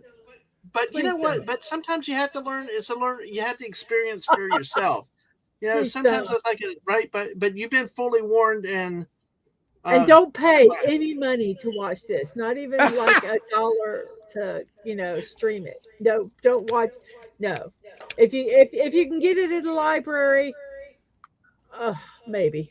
But I'm not going to segue out of things, Mrs. I'm not going to segue out of things, but I promise you, I did not see. Ooh, sorry. Look what Daisy did right there. I don't like saying she threw a Star Wars line at me. Well, that brings up something like, for example, I have never paid to see The Last Jedi. Never. Yeah. And I'm not putting 1 cent. Well, an Australian cent or an American cent, no money towards that film. I have seen it, and I laughed my ass off at its expense. But that's just like laughing my ass off at this. This. I know. It's just Well, when you were talking about how the incongruity with the sets and the stuff, I was bothered by it, but I didn't know why. It just bothered me. And I guess that must be kind of what it was. Is that subconsciously I'm going, it doesn't fit. It's not right. It's like seeing like the polyester and nylon blankets, like the Like- bad blankets being used for the cloaks. I mean, they could have spent some money making those look Amish, right? And it was filmed in friggin' Pennsylvania. Are they not like Amish there? Could they not like Oh, go and dude, support the dude. community? I don't know if y'all saw the last little part of one of the videos. Unfortunately, we did not get the great video, but there's some of those bugs can haul friggin' ass down the damn interstate. We're up there doing 75 or whatever. This guy's on a friggin' buggy just hauling ass. I'd never seen it before. Oh yeah, we were up in Amish It's like, country, and on the geez, side of the road there was a horse and buggy, and I swear he was going 35, 40. That horse was hauling butt. It was crazy. that's crazy. But So, you know, but it just was. the blankets, though, I never. Now that y'all mentioned that the blankets they look like thick army issue blankets, except red and yellow. Yeah. Just really not normal. So I agree with that. I agree with that. But I'd also like to say something artistic, because you and the missus were very, very kind to artsy people when you were looking at, during your trip, your big trip, when you would go to areas involving the arts, including the sculptures, the beautiful sculptures, and including the quilts. The thing I would like to say, mustard yellow is not the only damn yellow in the universe. No, yeah, I would. Yeah, mustard. Let's say. I don't understand the. I guess they wanted to make a boundary, so they said this is the safe color. Yeah. I don't know. But the Maybe red they'll- was totally fake. The red was totally fake, because if you're going to be so technologically limited in terms of making colors and working with pigments in order to create that yellow color, then you're going to be simultaneously limited in creating the red color, which means it's not going to be as bright as we saw. It's And an I- inconsistency. And if when they put the slash up, when the creature came and put the paint on the wall, like you see Yeah. the back of our thing, Yeah. I would have. I looked at it and I thought, oh, it's paint. Yeah. I didn't, Yeah. if there was no, it was like, oh, okay, it's paint. It didn't Somebody mean in the anything. chat- If they made it look like blood, all those dead animals, which Right. we find out that they didn't have anything to do with, but it was Yeah. happening. Use that. If they want to scare people, use that. Well, see, also the type of red could also, about like Snell Messiah mentioned. I think Snell Messiah also mentioned, somebody else mentioned about red and the legends and fairy tales. So, That was your Red Mr. Riding- Angel. Yeah. Mr. Angel And did, yeah. and Snail Messiah. Both. Red Riding Yeah. Hood, red dancing shoes, all meaning the person can now sin. So there had to be some kind of, the red connecting to the sin of what happened, all the bad stuff that had happened that they were trying to flee from. Oh, and you know what? You were talking about there was talks of taking this movie from somewhere else. It's Yeah. allegedly, and this probably will explain a lot of it. It's a teen novel. Yeah. Yes. I'm glad you're bringing this up. I'm glad you're bringing this up, because my blood.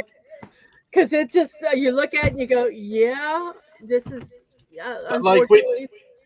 we talked on this earlier. Yeah, you're right. And Disney, why does the damn thing keep disappearing?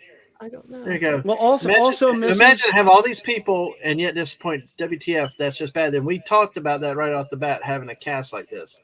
Well, I need to back you and the missus up here again, because I knew about the juvenile fiction novel, as it's properly referred to earlier, but he had ripped off the twist from The Sixth Sense from two sources, not one, two sources.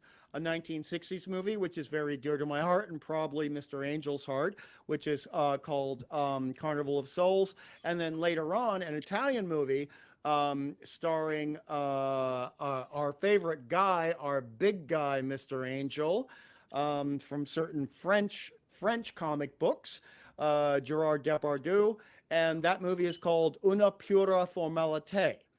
And I love that actor. Yeah, well, he was. Well, you he got was to in send me that name, because I can't write that down. I always write down the movies. I will. And Mr. Angel's already reacting, as I knew he would. But the thing is, Una pura formalite is actually one of the best movies I've ever seen. It was made about 3 years before The Village and The Sixth Sense.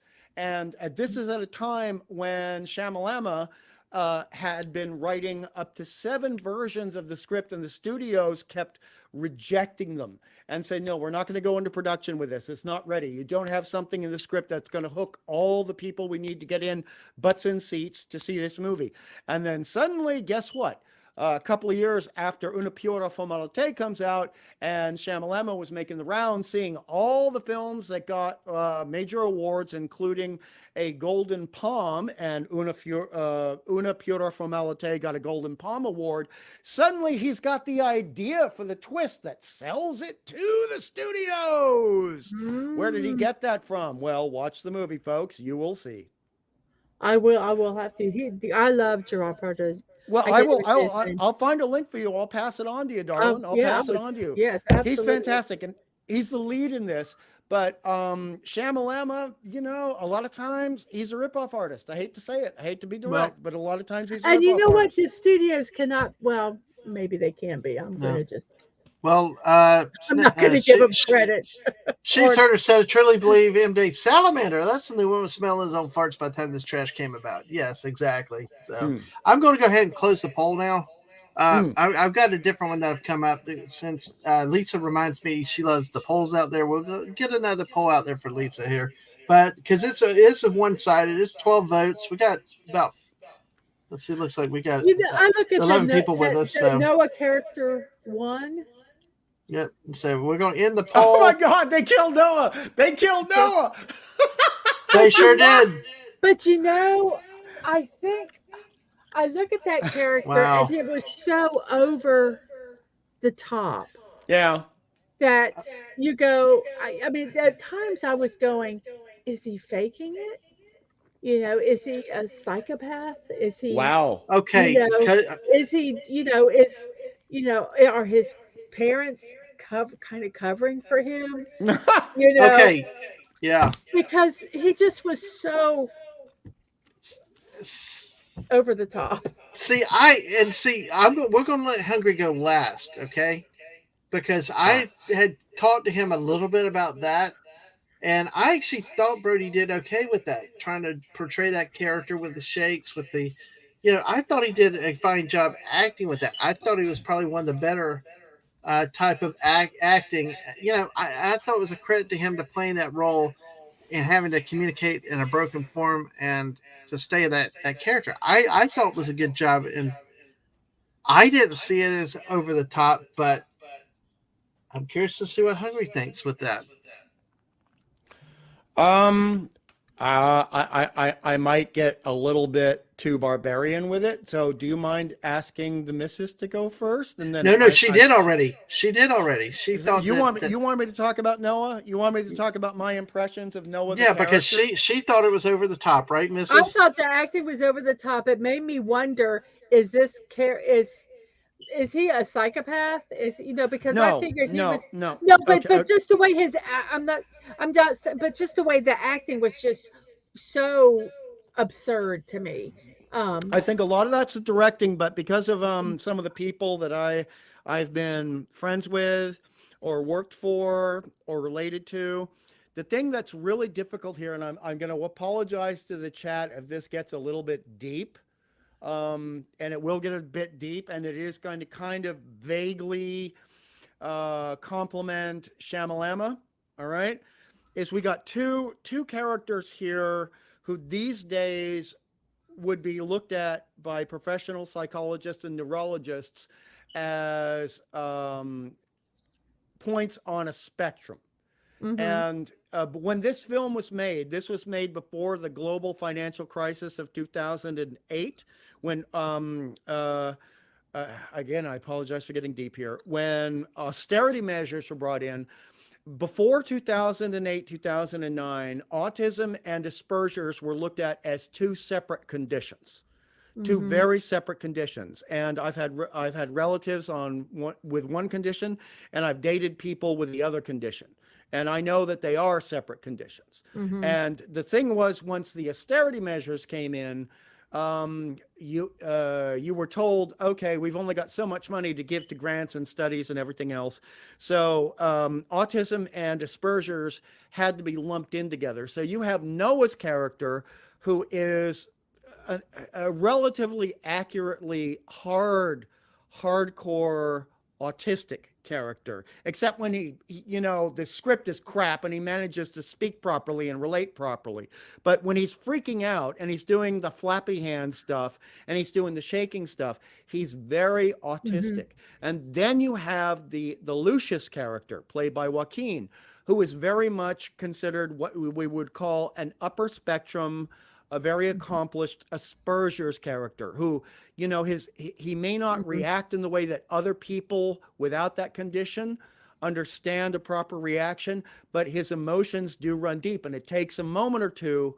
It takes something to bring him to the surface, if you know what I mean, as an Asperger's person. So he's very Asperger's, and he pays attention to things, and he notices things that other people do not. And that comes up in the film more than 5 times. And even Ivy points out how he notices things. And we have that beautiful discussion between the both of them, which is mainly in a 2-shot, as we say in the film business, where it's just, a close-up of his face, a close-up of her face, and they're talking together, and she's asking him to be different, and he's basically not having a bar of it.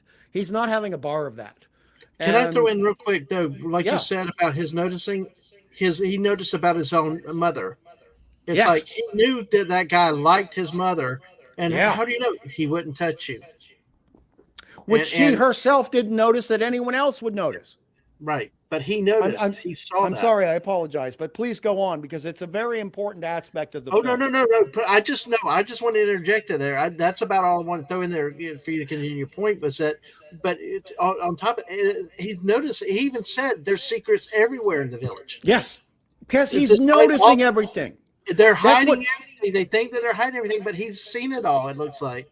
And that is what Aspergy people versus autistic people do. The phrase that they use, and the phrase that the people who treat them and understand them and are kind to them use, is seeing the patterns. They see bigger patterns in things. So it's the equivalent of, let's say, most of us, we're in a 200-piece jigsaw puzzle and we see 20 pieces around us. The Asperger's person is seeing 200 pieces. Right. And they're seeing how they interrelate. And that is Lucius. And so I do admire that about this film. And I warned you, if there was something good about the film, I was going to say so. I think I never equated that with Lucius. I never, and you having say that, thinking back, I 100% I see that. I never equated that. I think with the Noah character though, why it was so difficult for me is because, like you say, he has the autistic traits, and then they change it, and he can articulate so much more, and they mix it up, and I think that's why that character bothers me, is because it's just, and I know at that time that they didn't know about any of that, but it just it kind of mixes it, two conditions together, and it just, I guess now knowing that, in my mind it just bothered me, and I agree 100%. And it seemed over the top. Now I never ever thought of that with Lucius, and looking back at that, 100%. 100% with that. I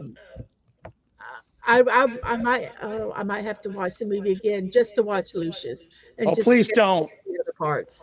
Please don't put yourself through that. I'll skip all the other parts. No, I mean the thing is Joaquin, and this is what I admire about him. Again, we are complimenting the actor here, not the director or the writer. Okay. The thing is, Joaquin clearly, to me, this is just my opinion, clearly has known an Asperger's person, clearly saw that in the script, and clearly was paying respect to that. And they can fall deeply romantically in love, as he did with Ivy. And it was very clear to me that was what he was trying to do.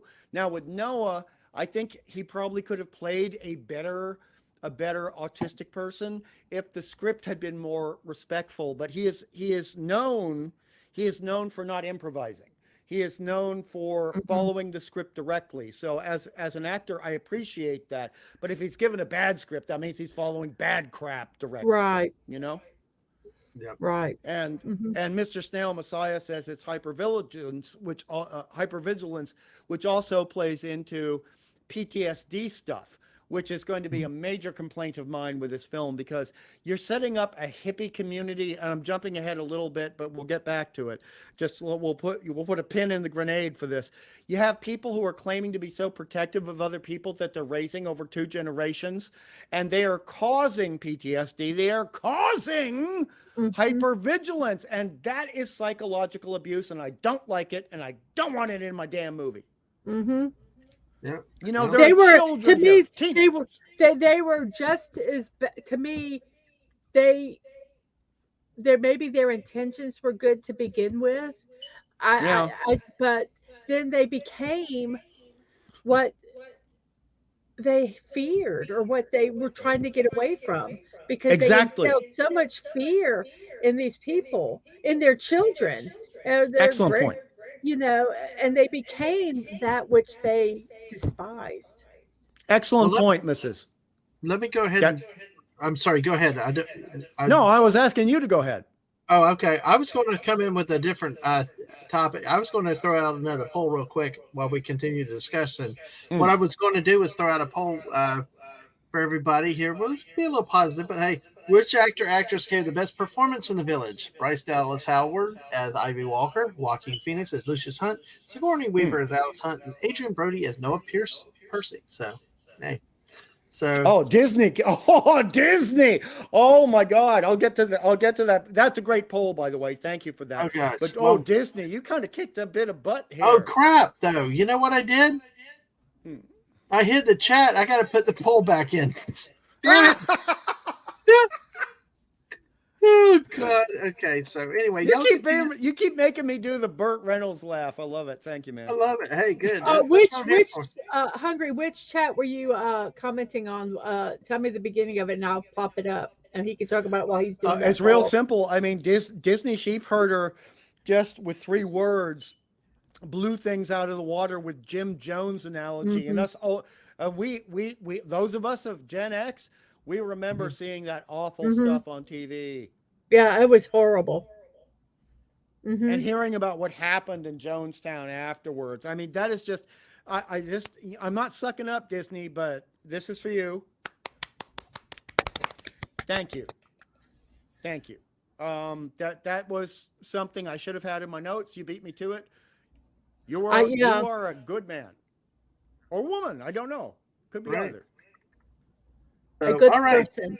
Why don't we start going through some of those notes, Hungry, and we can go off of your notes because I know you came prepared with a lot of stuff for us tonight. You laughed at it. You were like, "What? What the Sam Hill?" That's what you said. Yes, exactly. I was like, damn, that's a lot of notes. I knew you had a lot for Trilogy of Terror, but oh my God, you could create a whole roll of toilet paper with as many notes as you made tonight. So, but Okay. hey, Okay. All right. Now, I'm gonna. Oh, geez. I might jump around with my notes a little that's bit, if fine. that's okay. Hungry, like I'm going to complain about jumping around. Look at the last chill stream we did with JT and Lisa. Like, I'm not Batman, going did to you put judge the poll anybody. in? I that's what I'm saying. I hid the chat and it destroyed the poll. I gotta I'm retyping the poll. Oh, okay, you're retyping it. I got you. Okay. Say, go get your friends. Go get another. Let's do 500 by next week. Go get your friends. Bring them in for this Madhouse comedy show, which is Dadman Boomerang by accident. That's what I'm not acting, folks. With this, it just I boomer naturally. So And if don't you even call it haven't boomerang. subscribed, please Yeah, subscribe. Please like. We appreciate it. Helps us out here. yep, Okay, Okay. now absolutely. it's your So, turn. all right, okay, Well, Hungry. We're gonna feed off of you now because these okay. people want to hear you rant, and we will rant with you, brother. Okay. I got so much to rant about now. I will bring up compliments. I still got a couple of compliments for Okay. later. But if we actually look at the film at 1 hour, 11 minutes, and 12 seconds, And the this poll is a is out, moment. folks. Am I allowed to cuss? Yeah. Yeah. Why not? Yeah, go ahead. I always ask first. Yeah. This is the moment in the film where I muttered a classic Aussie phrase from the early 80s, and that phrase is, "Oh, fuck me dead with a spoon." That's how offended I was. God. Okay, I'm gonna have to use that phrase. Oh, yeah, that's classic Aussie. I mean, it's almost like I can almost not go into the logic flaws in this film like the 735 Club does with Star Trek, but this, I mean, Aussies and USA, this is when we first, this is when Bryce is being introduced to the fake costumes by her dad, by Edward. And we have Aussie and USA farm folk, and we both know that you don't get a feral pig looking like a boar with tusks until after several generations of some pigs who have escaped from the farm breeding in the wild. Now, the village hippie ass commune did not show us any pigs as animals, any farm animals really, but we have to assume they had them because they're eating meat. But the situation is there's no way they could have had access to pigs reverting genetically into what they made the costumes out of, even though they are the big liars. The elders of this community are the big liars. And it was breaking it for me in the film because I'm thinking, where did you get these faces from that are in these red cloaked costumes, these so-called those who shall not be named? Mm-hmm. It's not possible according to what we have been told as the timeline for the movie, for the characters. Mm-hmm. And, you know, what if the pigs were outside of the community? The boars were outside of the community. They would have to go deep into the woods in order to collect the carcasses to make these costumes. But it has been established that almost nobody goes deep into the woods because everyone's being scared off with it. It is so incongruous again. It is so like fighting against its own lore, fighting against its own mythology. It is Man of Steel times 10. Fuck it. Fuck this movie. Didn't they say somewhere in the movie that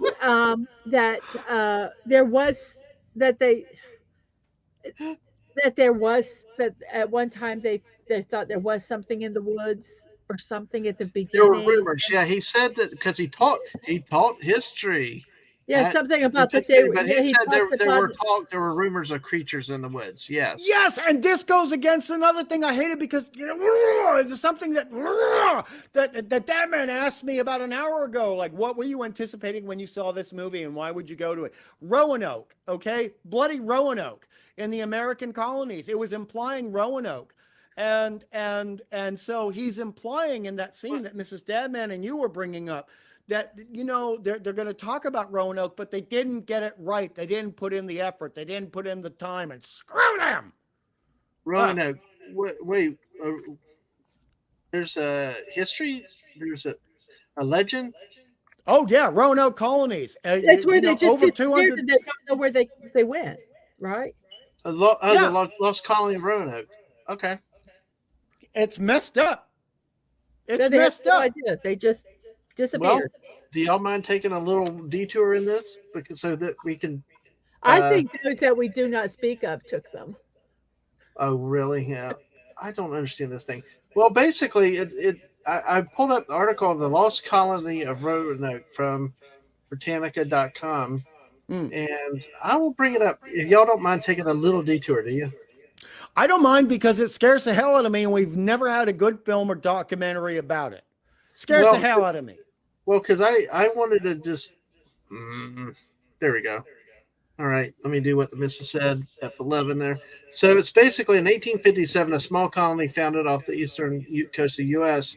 The settlement would have been the first permanent English colony in the New World had the settlers not disappeared owing to unknown circumstances.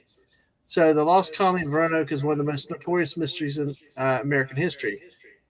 Cryptic clues left at the abandoned settlement and the lack of any concrete evidence make it focus on wild speculation and theories.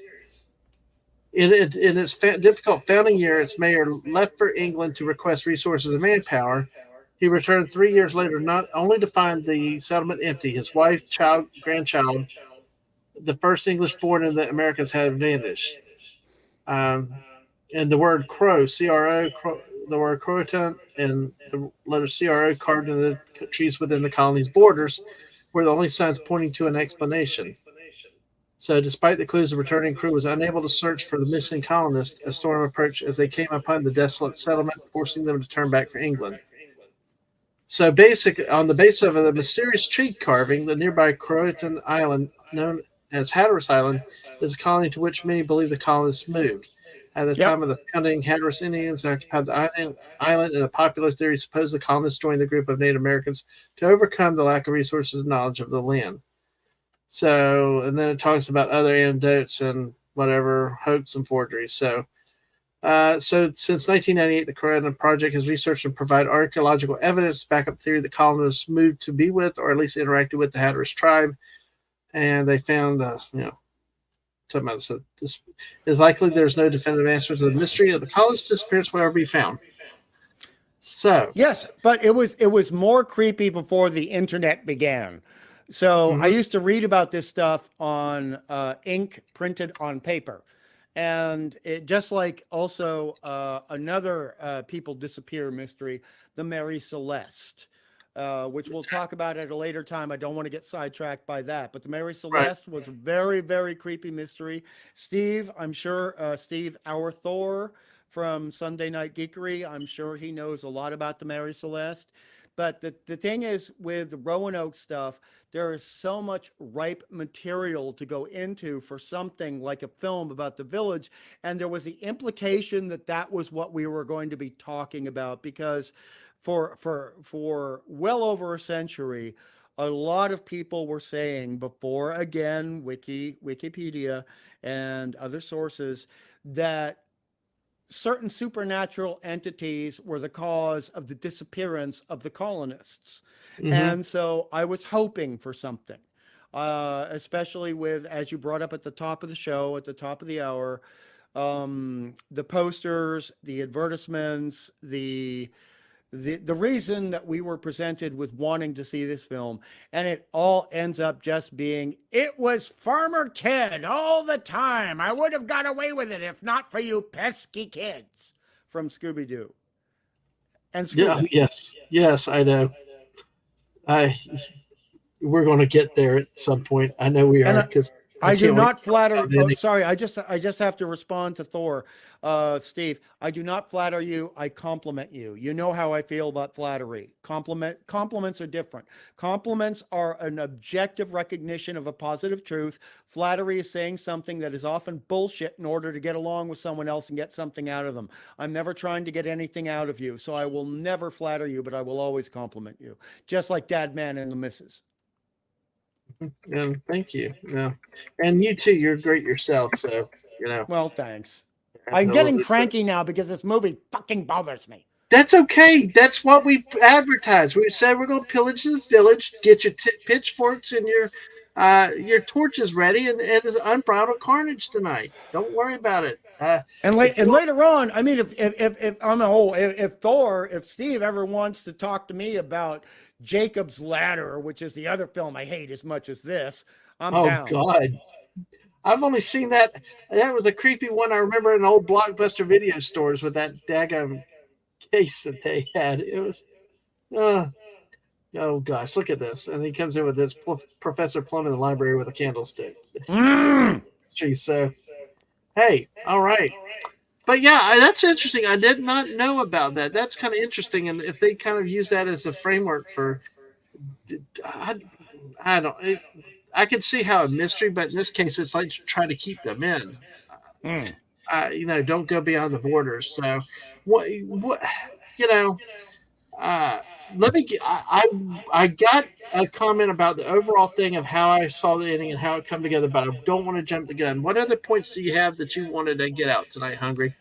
I would love to make a general point, which is going to flow through the moment the movie starts to the moment the movie ends.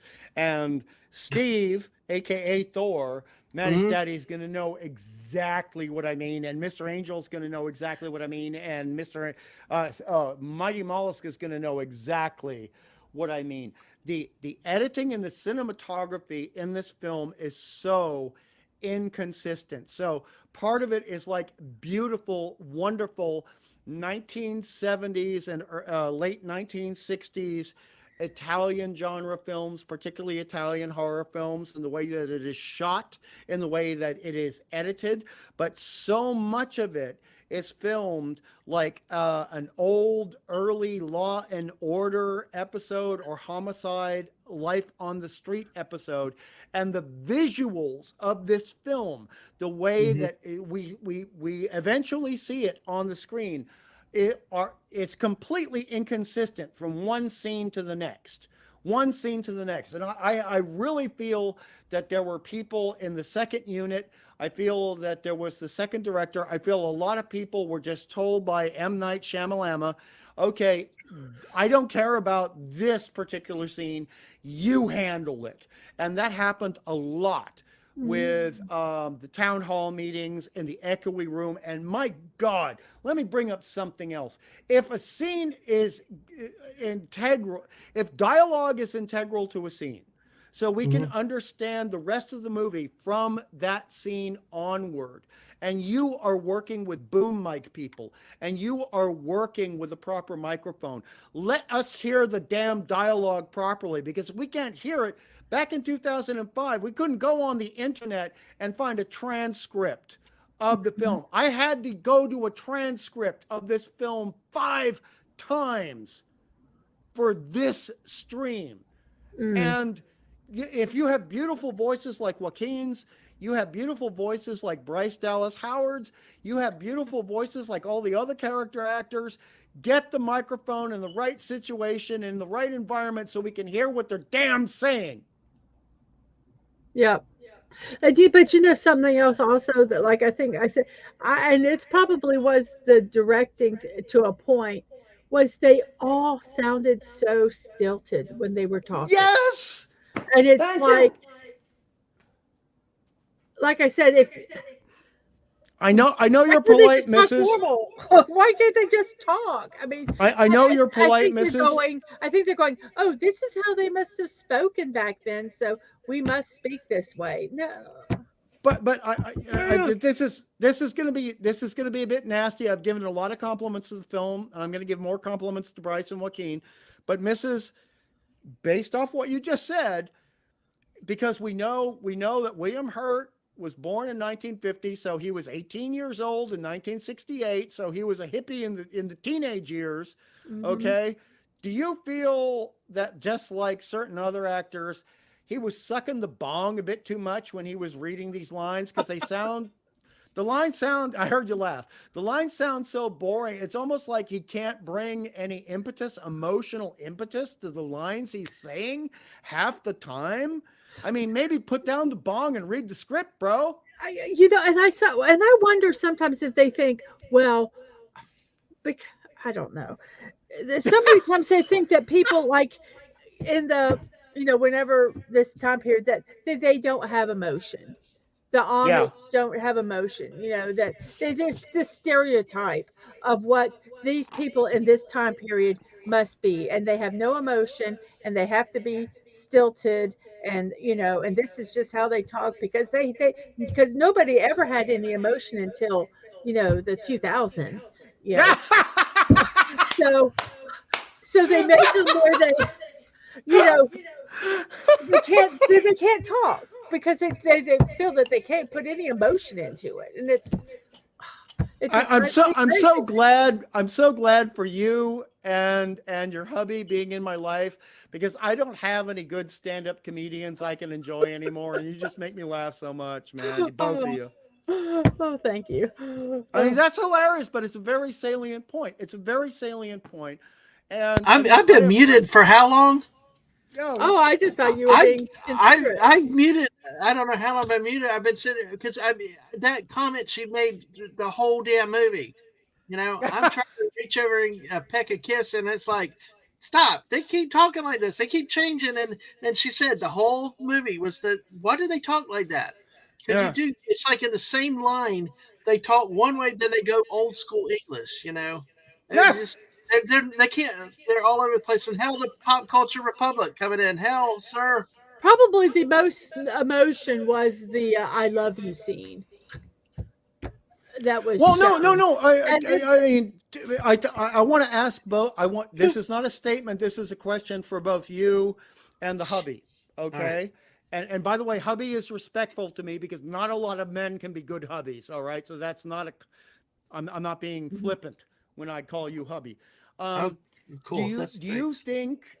Do either of you think that some of the best emotional moments, giving the true romance or concern moments in the film, had very little dialogue, like moments leading up to the porch scene between Ivy and Lucius, otherwise known as Joaquin and Bryce?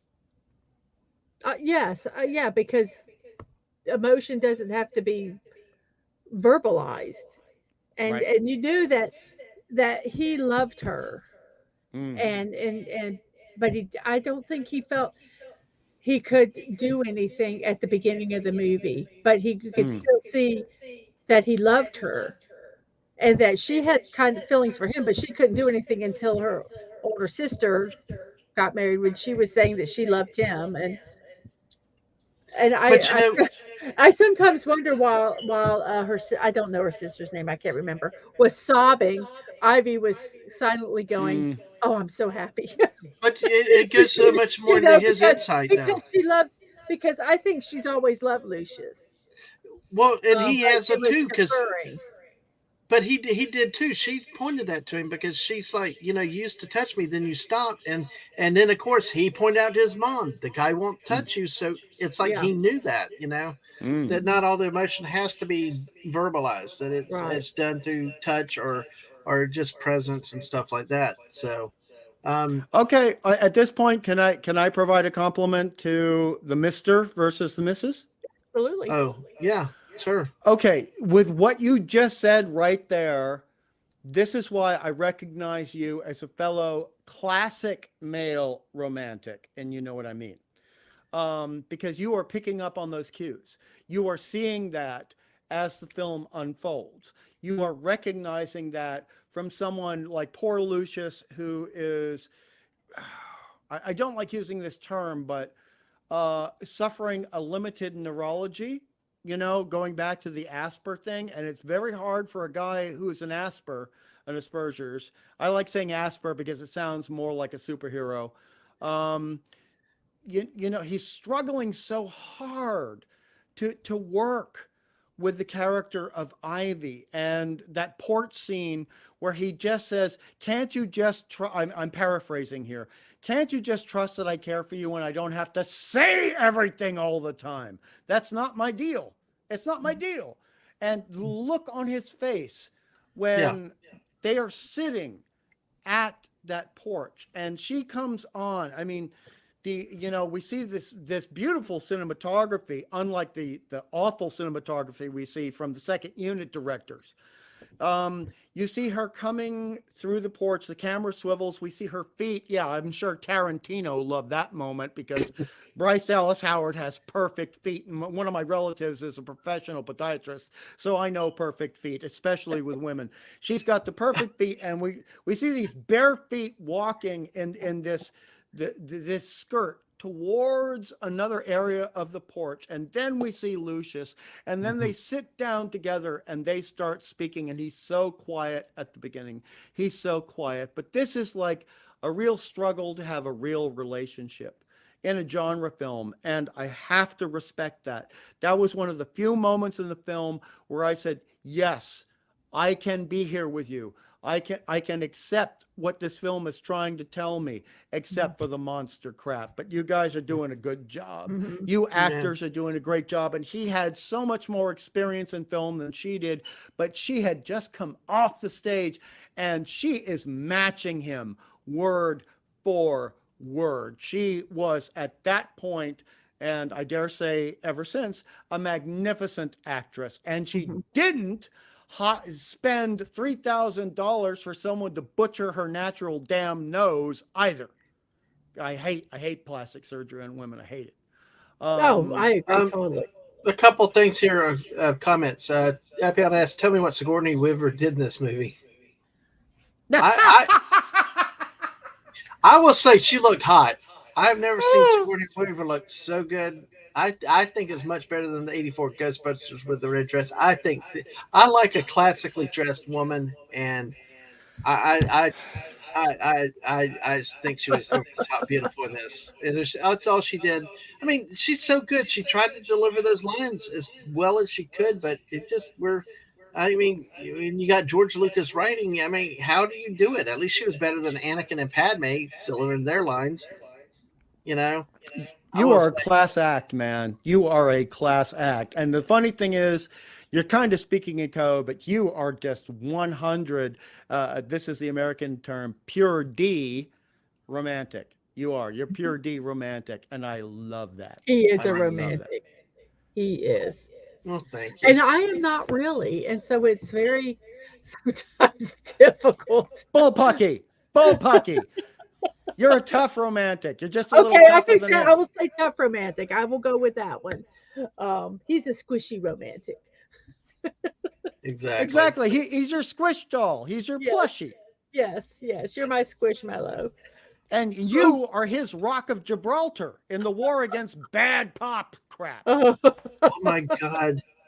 Oh my God. Oh my God. That reminded me last night, Miss Mark Music or Wednesday night, Miss Mark Muses was my guest, and Mm. she referred to what Ahsoka was for Dave Filoni. I'm like, oh my God, I've never heard that before. So it involved a doll. You can remember where it goes, imagine where it goes. So oh, that's too funny. But yes, we love dolls, but But hey. I had, But when you were talking about that, about the Asperger's, was that what I watched a documentary with people Hmm. that were autistic and had Asperger's, were on the spectrum in various areas, and this one guy, he basically was taught by his mom how to deal with situations, because she's like, you're going to have to deal with people, so you're going to have to learn how to do this.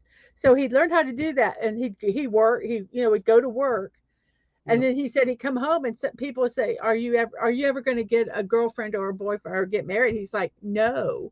He said, I have to be careful for the while I'm at work. I want to come home and not have to worry and have to think how I have to deal with this relationship. And so the difficulties in that. And so Mm. watching that, and then what you're saying, like on that port scene, the difficulties that he was having trying to navigate Yes. these emotions and these feelings and everything, and not really sure how to do it, Yes. was just so real. Well, like with the person, I don't want to get into my own life here too much, but with the person I dated, the thing, and so we'll just pretend it's a female versus a male for a moment, like a female version of Lucius, if you know what I mean. Hmm. The thing is that they're just so focused on getting the pragmatic things done in their lives, not just for themselves, but helping everyone else. But the feelings have to be down. If we're talking about sea level and water, it's got to be like 1,000 feet at sea level with all that pressure and all that darkness.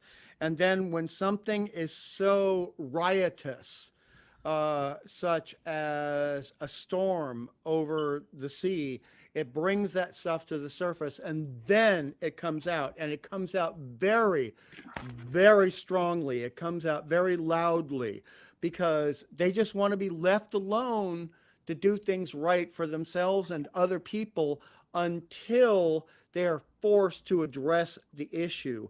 And I felt that was very, as a compliment to the film, I say that again. Hmm. I thought that was very well done during the port scene.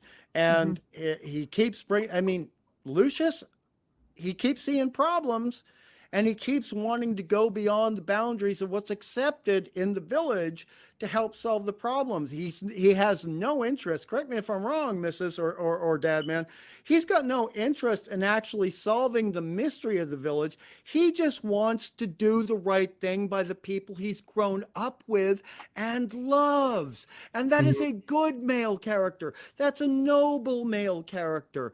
That's like Superman. That's like the Flash. That's like all these other guys.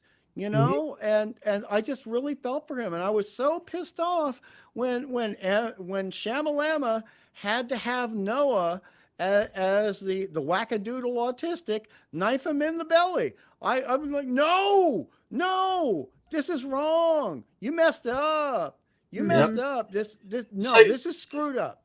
See, Mr. Angel has it kind of summarized really, really cool, you know, because Lucius is seeing the problems, trying to do whatever. But even the barbarians, even the invaders, you know, they're at the edge of the village. Say, let's turn around. Nothing we can do. These people haven't already done to themselves. Nothing to gain here. Stay. They leave. Because it's just like, you know, they've done it all themselves. They have their own problems internally. The problems that they left to escape are still where they're dealing with. They still have a child die from illness. They still have trauma between relationships. While we have an illness that probably could have been prevented if they had the right medicines. Mrs., can I bring this up? Because this is something that really pissed me off when I saw it in the theater. Really pissed me off. And I get very upset about it. I do not like people... I don't like atheists or agnostics being painted badly. I do not like people of certain creeds and certain faiths being painted badly. That annoys me. It upsets me. And this whole thing about the medicines, etc., with Lucius and his infections, and it was clear they didn't use the word antibiotics, but it was very clear that he needed antibiotics, right? This brings up the Christian Scientist stuff. And this kind of, to me then and to me now, was finger pointing at the Christian Scientist stuff. Now, I may disagree with them personally, but that's my deal to talk about with anyone in real life. I don't need a movie telling me this is wrong. I don't need that. And I don't like anybody messing with someone else's faith. I don't like it when it comes to Christians. I don't like it when it comes to Judaism. I don't like it when it comes to even people who follow, and I'll speak in code here, the prophet with a capital F. I don't like films getting on my case about being friends with other people. And I did not like what I perceived as a dig at Christian Scientist beliefs. I think that the script could have been written around that, and that part was not required. You know what I mean? I see what you're saying. I didn't see that. I saw more of, we are going to protect this no matter what. It wasn't that they thought, because I saw it as, we need to protect our village. We need to protect what we have here. We need to keep this insulated, so we can't have someone go out there and get something. We can't let these people here know that there's something good out there that we need. I didn't see it as I didn't see it that way at all. I thought more of, we need to at all costs we must protect what we have here. I think that is a brilliant point, Mrs. I really do. And I'm going to ask the hubby about that in a moment. But, protecting things at all costs, but they're making so many failures along the way. Making so many failures. And do you feel that they basically got sloppy with the plot? I won't say script, but the plot at that point, because, I mean, again, I've got to point out something about the script. What we are led to believe in this film is that there have been very few murders and very few acts of violent aggression leading to death in this is in my notes, in this movie. versus places like Detroit, Chicago, San Francisco, New York. So do you think that kind of, and I also asked this of Dadman because, you are a perfect couple. You disagree on a couple of occasions. Do you think that was validated or validating the idea of the village that people from the 1970s created that leads to the purpose of this film? I'm trying to. So what you're saying is that it valid because they're saying that there's it's pretty much a utopian society Yes. that Like the hippie it communes of the it validates 70s. what it is. Well, do you want me to go first, or what? Yes, because I've got to Well, think. well, I'll just throw out what my first instincts were with this movie, first descriptions, and I hope it addresses your thing. Is I just sat here. What pissed me off with the damn movie was there was just a bunch of dumbass hippies that could not handle the real world and had to move off away from the rest of the world to be alone away from everybody because they had to have the freaking hippie commune, which then still didn't it fell apart too. It was not utopia. No matter how much friggin' thing you try to escape the real world, like you said, the one, we brought the problems came with us. Life is that. That's the reality and brutality of the real world. It's ugly. No matter how much hippified and bong and all that you have, real life is still there. It still comes with you, no matter how much you want to ignore it, how much you want to deny it, how many lock boxes you want to have around the friggin' village that is not a secret to people that are paying attention. It's just this bizarre idea, an obsession that an ideology or a thought can just eliminate what the real world brings to you. So, I hope does that address it, sorta? I would actually say that was one of the best ways to address any point that I've ever brought up in any debate or discussion with anyone. You were fantastic there. And that was exactly what I wanted to understand, not agree with, but understand. And I'm looking forward to what the missus has to say. Yeah. But that Well, was a magnificent reply, my friend. Okay, well, cool. Well, let me say goodnight to Steve real quick. Good Good night, night, Steve. Hey, but I will say honestly, Enjoy that's your bubble bath. exactly yes. Good idea. But honestly, that phrasing is what I used I think to the missus when I first came out of the movie. That was the raw emotion because that's why I got so damn pissed off because a bunch of damn hippies again have to do this shit. It's all predictable as hell. And I just sat there for 2 God blessed freaking ass hours wasting my time that I will never get back when the kids were not nice, young, and moldable that I could make them do what I wanted to do. And I lost those 2 hours. And it's like, why? Because a bunch of hippies could not relate to the real world. And I went and spent however many money to get ripped off while anyway. You know what? Before I ask the missus for her reply, because I need to hear it, you lost 2 hours in the theater. That does not count the driving time and the parking time. At least he was with family while we were there because we dropped him off. Yeah. At least we could talk and stuff before we dropped him off. So I guess. So okay, I'm thinking it's just kind of like are you kind of asking? Is this kind of like a commentary or making it like a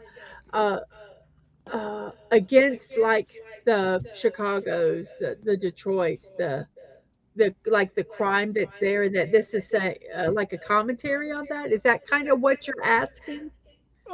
I mean, I'm asking about is it a commentary, but I'm also asking if it is a commentary by your standards of what you personally like. Did on a rating of 1 to 10, how well did they handle it?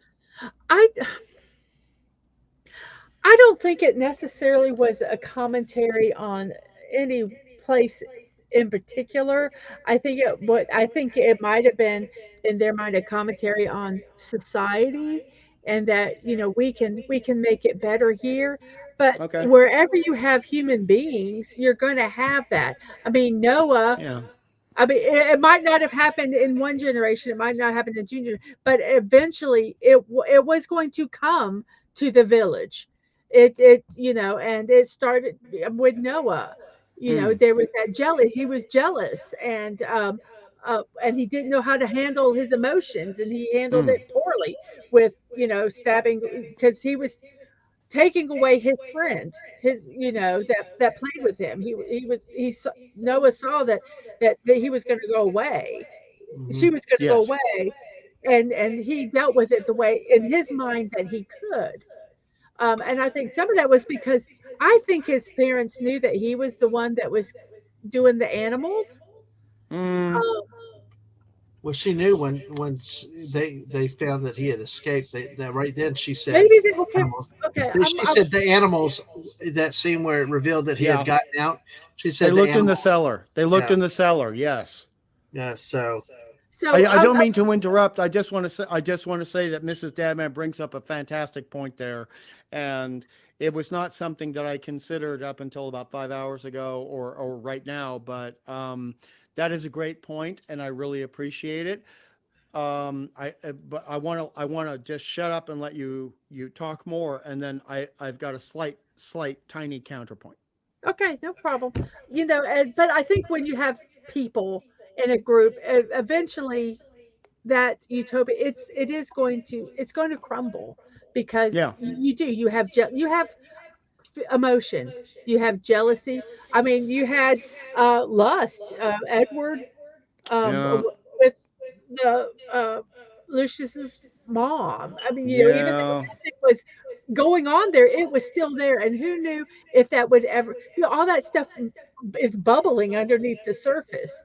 And um, it's going to eventually, in some points, it's going to pop out. It's like the I could like Yellowstone, where is a volcano, and you've got all that stuff bubbling underneath, and then you get these little fissures, and you get that popping out here. You get this jealousy popping out, which was Noah, and Mm-hmm. here, another one popping out over here, and it's causing all these fissures, and it's just because we're human and the human condition, and you Yes. can't ever run away from that as long as there's two people to get. I mean, if you're by yourself, you can, pretty much, but if you got two people, you're going to have conflict eventually. Yes. That So that is a fantastic point, and can I also can I throw in I'm real gonna. quick before you comment on that because I had a second thought. Oh no, I was going to ask you what you thought in return. Well, I towards what she said kind of got me thinking a little bit because if they were going for the commentary route and it was the judge on modern society, the violence and this and that, to me they failed because my initial Hmm. reaction, like I said, a bunch of hippies that can't deal with real life went off. If anything, the commentary ended up on the peaceniks and the hippies because it's like you live in a fake fantasy world because no matter what you do, it's still going to come with you. And if anything, the commentary made it of how impossible and how farcical it is to even try to think you can live that kind of life, that it's even possible in this world. I So, totally agree with that, and a term that's been used on the internet for about 20 years. Full disclosure, um, I'm just agreeing with you because I have two members of my family that were OG original gangsta hippies from the 60s, right?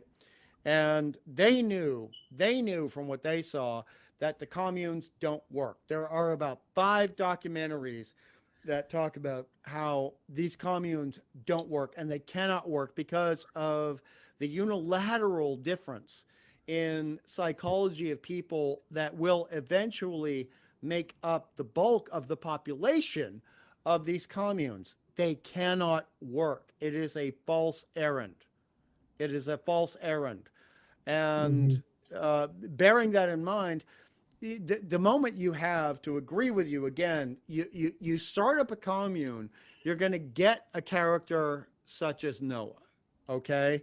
And the thing is, he is not, without modern, what they refer to in this film as the towns, right? They Mhm. are not going to be equipped to deal with what they need to do in this sort of community. There is no way someone who is lower on the autistic spectrum is going to be able to get through 30 years of life and not have something bad happen like in this movie. So the movie's got to decide to make some decisions and decide to make heroes out of certain people and villains out of other people. But I don't think Noah was treated fairly, and I don't think Noah was treated consistently in the way that we heard his voice. I mean, there are some times where he is absolutely nonverbal. Nonverbal. Remember when he was locked in the room after the murder? That was messed up. That was messed up. And just, I'll just shut up now and agree with you and the missus and let you move on. But yeah, I agree. And I think that's why I don't like the Noah character is like it's because there wasn't a consistency to it. I didn't like anything about it because it was it was the character was very confusing to me because it wasn't I just couldn't figure out I couldn't figure him out. You know, yeah, Lucius, I didn't understand, until when you brought up your point, and I was like, oh my gosh, that makes sense. But Lucius was consistent. yes, And I think that's why I so don't like the Noah character. It's like because he was not done fairly. He was given it just was not. It was done poorly all around, and he was it's hard to have compassion when you're confused. Well, to agree with you, and because I've written screenplays, and I've had 3 shorts accepted. The thing, and this is not talking about me, but the thing is, when you're looking at screenplays, any form of writing, the character needs to be consistent. And to agree with you, this is like 3 characters that are not like any of each other that are written into the same character for this screenplay, for this movie, and it doesn't work. And that makes it's worse because we see Lucius, who is consistent throughout the whole film. And so we really see the faults with the writing and the direction of Noah, and this is no fault to Mr. Brody at all as an actor. He was given the script he was given, but I've seen the pre-production screenplay. I've seen the transcript of the finished production, and he had no chance. Mr. Brody had no chance to get this right. No chance. Right. Yeah. You know what I mean? Yeah. I thought there was a comment I wanted to it's up a little bit higher up. This one right here. Okay. I think we need to be, and I'm not picking on pop culture at all, but I think we see some of these communities in this rose-colored glasses, and we think, it must be wonderful being Amish, being Mennonite, being whatever, But I have a relative who was Mennonite. It was not all peaches and cream. It was rough. And I've seen documentaries on Amish, and it's not all this utopia thing. They're people. And I think sometimes we got to be careful when we look at communities, especially ones that are different than the majority of an area, and Well, put them Mr. on Angel, this pedestal because they're all just people trying to get through life and dealing in the parameters that they have to deal with. well, Mr. Angel's saying that same thing, that communes either end up in pure tyranny or in a tragic disaster. Look, this was tyranny. They used fear, almost like the Soviet gulags and stuff. They used fear and control of perception and all media. They created that environment to control the population. You didn't think because you were afraid to because of the color. Look how jumpy they were with the red flower. Had to stop everything, bury it immediately. And it takes hold. And like you said, it's a utopia and a dangerous one. No change equals force and rigid stagnation, which even the leaders realized in the movie that they had gotten kind of complacent and stuff. The human condition does not accept that, which we have with Lucius, who is challenging that authority, who's challenging it because he wants to help people. He wants to go above and beyond. He wants to do that next thing. He doesn't have to be told about it. He doesn't have to be learned out of a book or a Bible class. It was just in his Right. nature and his instinct to go do something to help people, but it was against the quote accepted allowed. What's allowed? But you know, even the though they doctrine. saw it, even though they saw that, they didn't want to change. They weren't Yes. willing to change. They weren't willing to um, go to the. I'll use in quotes. They weren't willing to go to the other town. They were Yes. still going to stay exactly where they were and do exactly what they, they conceded by not, ostracizing Ivy for going to the other town. And I think the only reason Right. they probably did it was because she was blind and couldn't, and didn't know. It was just a kind man. She didn't see the car. She didn't see the technology. Um, and Yeah. so it was safe for her to go and safe for her to come back. That is a great point, Mrs., because I'll be honest, I pick up on a lot of stuff. I did not pick up on that, and I love your point there. She was safe. That is a fantastic point, and thank you for making it. Oh, you're welcome. I have it every once in a while. I get these good points. But she's smarter Yes, than yes, I am, though. just So, pop culture. I agree with you. Very which one? different. Yeah. Yes, I think there are pros and cons in all cultures. There's good, and, Right and balance. bad. Yeah. Right balance. See, and this here, when the people talk about the good old times of the past, he looks at pink-colored romanticized glasses, wishful thinking. Uh-huh. Silent filled with diseases. Yeah, exactly. Oh, I Well, even I just mean, look you back and at the my missus. life. I look back, when I was 10, 50 years ago, and I'm not thinking of the bad stuff, and I'm sure bad stuff happened. I'm thinking of all the positive stuff. Oh gosh, I wish I was 10 years old again. But maybe when I started thinking about it, I'm like, yeah, no, not really. Well, also you and Dadman, you and the hubby, you've spoken a lot about the Civil War, and we have to bring up the Civil War in regards to when surgeons started washing their hands. Mhm. So, yeah. Yeah. Uh-huh. A lot of medical stuff is. Yep. Wait, Yep. we have germs. Oh, that's Wait, it's good to put to Yeah. anesthetize someone before you slice open their stomach. see. There's a. Oh, here, Appion said, "Damn, Miss Dadman out here making me rethink the ending of the village. Good stuff." Don't think too much about it. No. There I'm you go. hoping Mark has not seen this damn movie. I'm really hoping not, because he complains that, Clobby spoiled this movie, or Clobby spoiled this comic for me. Well, you know what? We're spoiling this movie for you, Mark. Hope you didn't see it. The guy that saw the new Indy Jones movie twice in the theater. Ugh. I'll do many things for Mrs., but she knows some things don't expect me to do it. It takes a That's hell of a not, lot of that's not popcorn. one of them.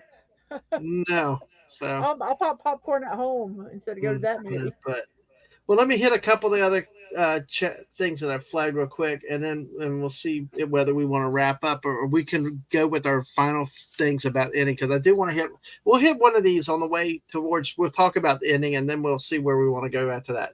Appion asked you, what's worse, the village or the happening, or the crappening? We should call it. Never saw The Happening. I can't answer that question. Oh, that's the one with Marky Mark and nature just farts out in the world, and everybody just like goes crazy, and so Yeah, well, it had Zoe Deschanel in it. I felt like my IQ dropped when I saw her. She is dumb compared to her. She's a great gal, and she sings beautifully, but she is dumb compared to her sister on Bones. Okay, Emily Deschanel is a big brain, and she's a great actress. And Zoe, you know what? Sometimes you have siblings where one is smarter than the other, and we just can't do anything. I didn't know they were related. Oh, they're sisters. Yeah, that makes sense. So, what would you say, the village or the crappening? God damn it! You're gonna be Clobby from now on the show. just call me Clobby's ventriloquist dummy, and we'll be fine. Okay, there you go. That's what. But Hungry, what would you say if you had to pick one that was worse? I would definitely say The Village is worse than The Crappening. Yeah. Definitely. I agree, because at least there were some dramatic spots, like the shotgun scene in one spot on the porch, and some of the other things. There was some drama when the Betty White type lady went crazy in the garden and stuff. It had some moments versus The Village, just kind of like, and I'm not, I've kind of vented. I might have to vent one more time on what I felt like with The Village on the way out. But hey, okay. So we've done that one. Let's make So sure. you both, what did you guys say? I'm sorry, I drifted We off. both said both said The Village was worse. Okay. But Now- Snail Messiah, I just got to say, I love how Snail Messiah brings up how this film, The Village, crawls along to make a snail mollusk joke. That's fantastic. Oh gosh, that is cool. Oh yeah, the crappening wasn't happening. All right, but that is awesome. But all right, well, let me get these couple here that I had started. I got two more. Okay, here's this one. Ask the august Mr. Hungry Boy if it's better or worse than Reptilicus. Reptilicus, which is the first and primarily only giant monster kaiju film made from the Netherlands. And I love it. I know a lot of people hate it. I love it. I love Reptilicus.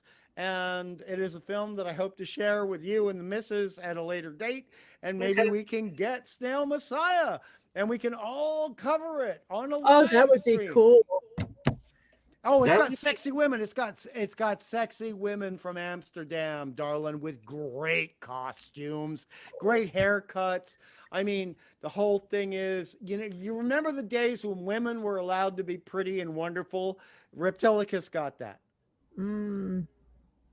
Yeah, Appy, I also gave you another comment about so she went to see the Sorry, Modern Snail. I make that mistake all the time. So I apologize. It is Denmark. It is Denmark. I apologize. Dang. This is kind of weird with the controls on this. So anyway, there's one more, and this is kind of, that's not that one. Anyway, this is the one I wanted to see. Signs was dumb as hell. Freaking aliens with a weakness for water invading a plant that's almost water the hell. See, I like Signs. I like Signs as an ending, not necessarily because of that. Okay, with that, but let's go back and let's kick the shit out of the point I think that we said very early on about the fake enemy. One of the biggest. Oh my God! I've got so much to say about this. We're gonna fucking unload on it now, Hungry. You ready to unload with me now for a bit? We can rampage and blow the torches up and everything with this. Because damn it, Hines actually gave me a freaking ass, at least something to hate. Not a bunch of dumbass hippies that couldn't handle life and some fake ass monster that was fake even to begin with themselves. That wasn't even real. There was a phantom ass monster. Right. It bullshit. You pitched a horror movie. Why I'm so damn pissed at myself was that I knew that was going to freaking happen, and I still paid whatever to go see it, and I should have seen it. But I didn't. I wanted a freaking based on Signs with a cool ending. Right. And got this. Now, was this pitched as a horror movie? It kind of was with the cinematography, with the village, the foreboding, the shades, the posters, everything. It gave you kind of like, I don't necessarily know Amityville Horror 2, but as like the house and the trees and all that, you had the woods and stuff. Blair Witch was out there before that. Yes. You had all this stuff that gave you this feeling you were going to get a suspenseful horror movie. Yep. And we had good endings, like Signs had a real ending. The Sixth Sense, he was actually dead. That's kind of cool. Not at hippies. Oh my gosh, you spoiled it for me. You spoiled Sixth Sense. I'm sorry. I'm just kidding. Well, I was on a rampage tonight. We blew the hell out of the friggin' village, burned it, torched it, and pitchforked it to hell. Now, Hungry Boy, unleash, my friend. Okay, I got a paragraph from my notes here, and I sent you my notes. Listen, go get 500 people, sub to our channel. Let's get to freaking 1,000 because we got people like the great Hungry Boy that come prepared for a paragraph on this damn movie. Damn, Hungry, you're solid, man. No, Okay. Well, thank you. Now, the thing is, I'm an old, just like Mark, I am an old monster movie and horror film fan. So when I am presented, the missus is going to understand this joke. Okay. Don't make me pay $5 for chocolate when you're giving me carob. Carob is not chocolate. Gosh. Oh. Uh-huh. And you know the reason I actually know carob because my sister was allergic to chocolate. And so that was my mom had to buy this was before the allergies were a big thing.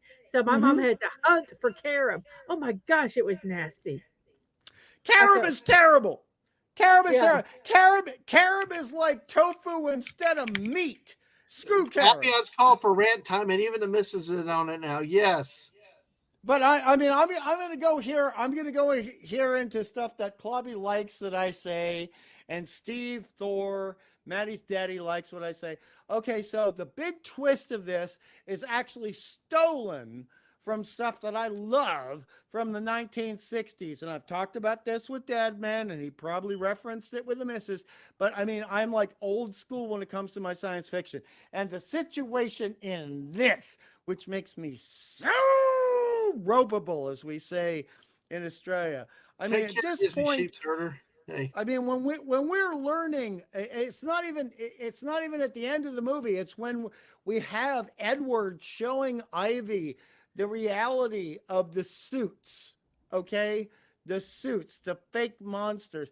Why should we have any emotional investment in this movie now that our hero, Ivy, knows the score? She knows it's fake. We know it's fake. Edward is played by an actor too bloody stoned with a bong to seem guilty, and he can't even express his thoughts without sounding bong-ridden. So why should we care? This comes from better fake-outs and false flags. That's a military term, but and Dadman knows about that. False flag stories from the 1960s, like the classic Outer Limits from the 1960s, Nightmare, which, by the way, starred Martin Sheen, or The Architects of Fear, starring the great Robert Culp from Greatest American Hero. So, I mean, if you're going to do a false flag story, at least do it as well or better than people did in the damn 1960s, which were on repeats when we Gen X kids were watching television. Bother to put in the effort. But nobody put in the effort with the false flagging in this film. And it is all about false flagging. All about false flagging. Just to keep people in the village, to keep them scared. And I would like to add, and I think, as parents, I think you would both agree with this, that is psychological abuse on the children that come after the initial generations. There was psychological abuse put on these children, and I do not like it. It'd be like telling your kid to not get out of their bed at night because there's a monster that will eat them. It's even more than that. It's like people I knew who were grandchildren of people who came from the Holocaust, where and Mr. Angel will know about this, where their parents were brought up with highly regulated, and that's a nice word in order to put it, regulated household environments because they were scared of people breaking in and doing bad things. And I just think this movie really dropped the ball, to use an NFL term. They dropped the ball with this.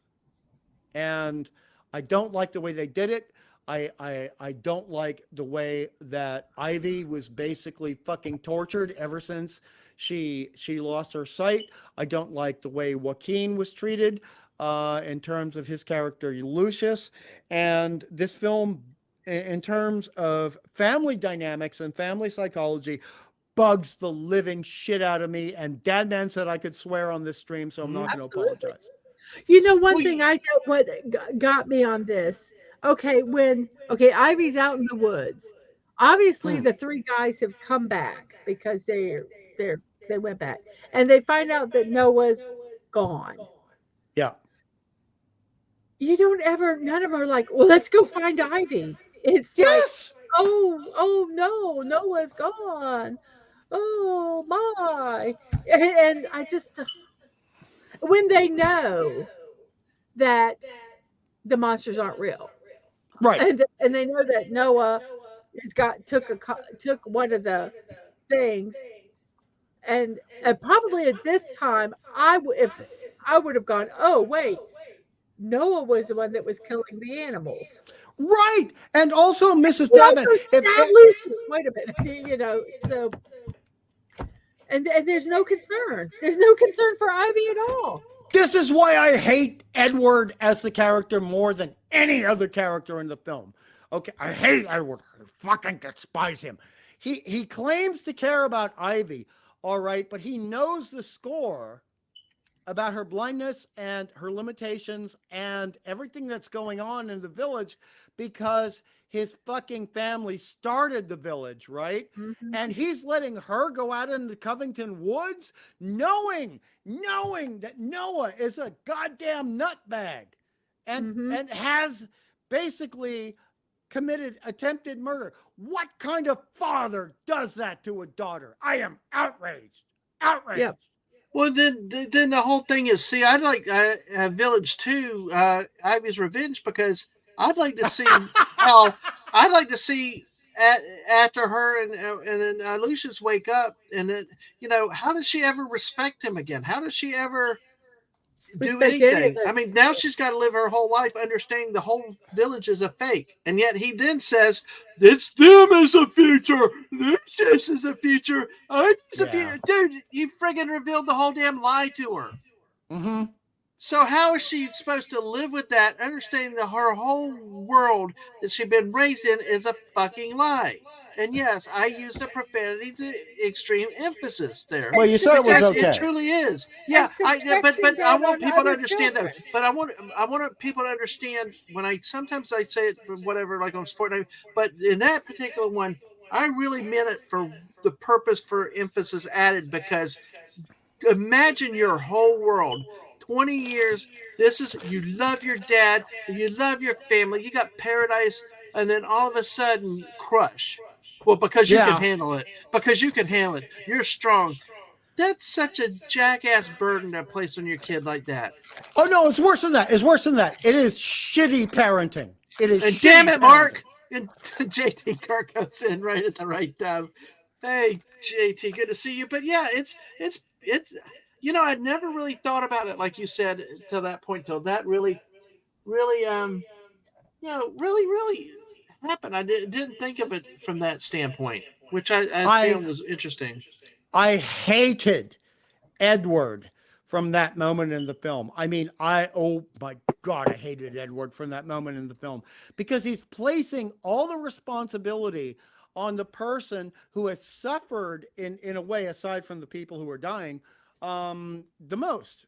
Okay. Mm-hmm. And this is just what I hate about fucking 70s hippies who were members of my family or friends of the members of my family. Mm-hmm. It's like your commune, the idea of your commune is not worth the abuse, the psychological abuse and permanent damage to other people. This is the worst parenting ever. And we have to put up with them talking about, I respected you the most. I thought you were the strongest. Screw you, dude. That's all that manipulation. You're my favorite. Oh, gosh. Yeah. Yeah. I enjoy that with like family. It's like, well, it's like, oh, yeah, you're my favorite. And then you're waiting for the other shoe to drop. You're my favorite, but go out into the woods and even though you're blind, and go find these people. And she falls into like the modern version of a Vietnam Pungai pit. Yeah. That was awful. Yeah. That was crazy. So we still got 12 people here watching with us. Hey, make sure you've hit that like button. If you haven't, vote in our poll, and follow us on Twitch, subscribe on the YouTube side. Let's see, by the way, where the poll is. Oh, wow. 10 votes. We're up to 10 votes. Bryce Dallas Howard, Ivan Walker's leading at 50% with 5 votes. Joaquin, yep. Joaquin Phoenix has got 2, and some William Hurt 2, and Adrian Brody has a vote. So 50, 20, 20, and 10. So yeah. Well, I apologize for getting aggro, but no, that's what we want. Aggro's fine. That's the whole reason for pillaging. How can you pillage if you don't aggro? You know, right. We don't want kind or gentler or Valium pillaging. It's like Valium pillaging. No, I got a better one. Stan Lee, who otherwise known as Funky Flashman, and Clubby hates him as much as I do. Prozac pillaging. I always say, hey, shoot me. mean. I always say, shoot me with a mild grade beaver tranquilizer. I take it from one of the Naked Gun movies. So yeah. Mr. Angel can't vote in the poll because. yeah, you can just pick one. Don't watch it, Mr. Angel. Don't put watch yourself it. Just through pick it. one. Pick the name you like the best. That's what I do sometimes. Now, see, Appion comes in with the damn plants and the crappening. Could you imagine the crappening with enough water? Lisa would be the only salvation of humanity with her ability to tend to gardens and stuff. Or either that, or she could become like Poison Ivy and control the whole world with the plants because she's so good with the garden. So, but the crappening. Oh my God, that's a movie maybe we have to look at sometime. The ending. I will happily rant on the crappening. I will happily do that. But if we're going to do that, because it's very clear Lisa has seen the film, I want Lisa on the stream. All right. Mrs., did you have something else? I just don't get the ending of this movie. I mean, even I'm sorry, I'm eating some cheese crackers. No, you go ahead. Describe the ending for us. Well, I mean, what part do you not get? What did you say? I'm back or something? I can't remember. It was so. It's so lackluster. I mean, you understand what I mean by lackluster. Mrs. Dadman, so lackluster. It was like, we're building up. Oh, now you get disappointed. Screw you. Yeah. Yeah. I wasted 2 hours of my friggin' life. Just damn bastards. I'm madder with myself, though, I think, Hungry Boy, because I should have seen it coming. That's what I was so pissed at, was I should have seen it coming. I knew it was coming, and I fought down every common sense urge. It's like, sometimes I tell the missus, we're having discussions, she's like, whatever. I'm saying, use the force, trust your women's intellect, because it's usually right. And my movie intellect usually tells me when movies suck. And I ignore it. And I drag her half the time, and she looks at me, look at the shit you brought me to again. I am not going to let you pick on I'm not going to let you pick on yourself for that. I'm not. No, well, I will tell you, but no, seriously, I do not pick good movies. If I would listen to her, we'd have good movies. Seriously, and I know that when I'm outclassed, because she does not pick bad movies. The second I know she's a cinematic dude. She's a cinematic goddess. We've talked about that in DMs. We know that, okay? We understand that, and we'll do some cinematic niceties later on in the year or next year, okay? But the point is to be fair to you. This is just like people are complaining about with Barbie, and I'm not going to get into that shit. But the thing is, the marketing lured us in, and you cannot be blamed for conniving, and I use that word very specifically, conniving marketing. And there was conniving marketing with The Village, most conniving. Oh man. Well, hey, listen, I'm going to do something real quick here, and the thing is, Mr. Angel saying JT Kirk's not to stay at The Village is why it's CMA. Never get out alive anyway. Well, what's funny is that's like The Villages, Florida, the old retirement with old geezers with the highest STD rate in the state. So, hey. Dude, you cannot complain about old Jewish dudes getting VD. That's not fair. No, it's just the whole neighborhood. We joke about retiring there sometimes, but just for the fun of it. So, and the Oh, what's it's I crazy. was Some just of the kidding. stories that comes out of the villages. yeah, Oh the my gosh, villages. they're freaking hilarious. Yeah, this one young dude had the story of this one young dude who did bartending. This they insisted that he be part of it, and he's like, or be their bartender. And he said, as long as we lay down the ground rules, I ain't participate in your party. I'm only serving drinks. So that was hilarious. So, oh Oh, my it looked like goodness. somebody wanted to talk about the fighting okra again. Who is it? Oh yeah, JT. I'm trying to find it on the. Oh yeah, hey. Just as long as I don't have to mention the fighting okra again. Okay, we'll talk about the fighting. What is it? The fighting The pickle. pickles of North Carolina School of the Arts. Yeah. So yeah, that's But awesome. anyway, I just to get back to the movie. I'm sorry, I just yeah. Closing thoughts. Um, you know, closing thought. I don't know. What do we have really closing thoughts? Um, uh, no, I don't know. There's really, I don't know. Hard to. I think I blew out a gasket with that last one right there. I have a Yeah. closing thought. Um. Okay. We'll go ahead and we'll close it. So, what do you think?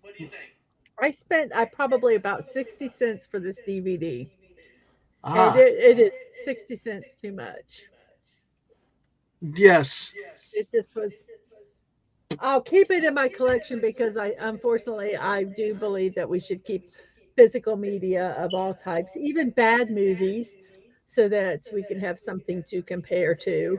Yes. But I still hate having spent 60 cents on it. Yeah, I know. It's crazy when that happens. So, uh, but hey, okay. I really just regret that I watched the movie.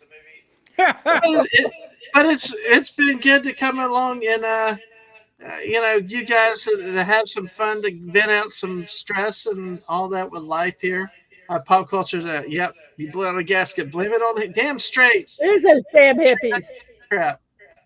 Like Yeah. Cartman, Eric Cartman. Get out those hippies. Hashtag it's the hippies' fault. Hey, Dadman. Yes, sir. Hippies, hippies, hippies to the left of me, hippies to the right. They think they're trying to solve the world, but they just like do bad music and smell bad. Take a bath. Exactly. Well, folks, thank you for all the good comments about the stream. Make sure y'all share it out with everybody. Get the word out about the channel. And this is the crazy type of stuff we like to do here and have fun. And, I'm so pleased to have so many subs and love to have you guys. More importantly, you guys, when y'all come hang out and stream, really means a lot. So, I just want to say one thing to Mr. Angel before we close off, okay? Okay, hippie communes around 1970 to 71 are like the bad kibbutzes. And you know exactly what I mean, my friend. You know exactly what I mean. And Appion, I am looking forward to hearing your Cartman impersonations. And with that, I'm just putting it Ooh. back to the best married couple, better than Sonny and Cher, the Dad Ah. Man and the Mrs. Dadman. I got you, babe. Yeah, thank you. Beautiful singing voice. Oh, that's a beautiful singing voice. Give me more. Give me more. Give me Oh more. no. That was a great singing voice. Thank you. I don't, if I remember some of the song here, but I can't remember. yeah. Well, is there any last thought about the movie itself, The Hungry Boy? Do you have any last thing that you want to say? Yeah, I will say one thing visually. It was very clear that there were two sets of people handling the visual aspects of the film because we had beautiful aspects of the film, and I didn't do it here. I actually made a whole bunch of JPEGs from the film, but I didn't want to send it to you because that would have slowed us down. But the thing is that it was very clear that we had young people, and I won't say incompetent, I will say unlearned, not enough experience. And then we had the people handling things like the silvery water dewdrops with Bryce Dallas Howard, in the latter third of the film. And there were so many moments in the film that were visually beautiful, but there were so many moments that were just basically like something from a bad 1997 to 1995 sci-fi television series. And it didn't match up at all. It was very jarring when you would go from a bad visual moment, a cheap visual moment, to a brilliant visual moment. And it really seemed like there were at least 2 editors on this movie, cutting and splicing it. And I just think Shyamalama dropped the ball. And I'm done. Yep, that happens. All right. Well, I'm bringing up a graphic in the background because I'm going to get ready to do some program updates. So, and of I course, wish yes, go ahead. the pictures were consistent. I wish they had some, Yep. and that was the most jarring thing for me. Not let alone the sets and just You mean the visuals, Mrs.? just all You mean the visuals? Yes, all of it was just, but just the. I just have to sigh and all of it. It all just was bad for the most part. There were glimmers of sunshine in there, but they were Glimmers. they were Boy, so you're being few. They were so few that they were just snuffed out by the darkness. And so Knocked out by the darkness. yes, I mean there was well. a Maybe it's because the darkness. there was a full eclipse over this movie. Full eclipse. Well, maybe the darkness was so dark because it was so darkly bad that any glimmer was brighter than it should have been. Yes, yes. Well, they say in darkness you could see a pinpoint matched, like light a match, and you could see it Yeah. for miles and miles and miles and miles. Yes. That's why they don't like snipers and things being able to smoke, because a lot of times they sit and they wait, and if they light a cigarette there, they can be seen. Well, I mean, that's just before we go off. That's another beautiful point, because I've complimented you on your photography, Mrs. And Oh, I'm thank very you. consistent about that. But I mean, the lighting in this movie was so effing inconsistent. I mean, a lot of it just looked like a daytime soap opera, and then a lot of it looked like a great, wonderful 1972 Italian horror film, and it doesn't match up. And when you switch from one thing to the other, you just think, screw you. Is that Screw kind of you. the scenes that were like very washed out? Are you talking about Yes. okay. Yeah. Yeah. Absolutely. So I just Mhm. want to thank you and Mr. Dadman for, saying the things that needed to be said. And I'll shut up now, but I just had to add that as a closing moment, as a visual person who has to draw with lighting, etc. You got to make the lighting match the moment and cut to the next scene in the right way. And if Oh you're my not God. doing that, you're not doing your damn job. Well, guess Yep. what? We can't stop. We got to go another 3 freaking hours. You know why? Shooter's here. Oh, hey, shooter. Shooter! Well, listen. Do you have to?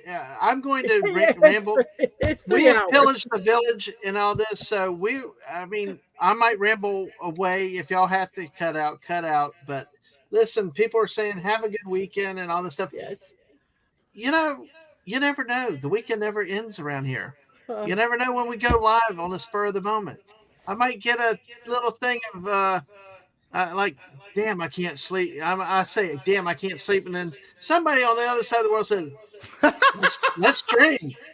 It's 2:30 here. Okay, it's 4:00 here in the daytime. Let's do it. I'm like, okay.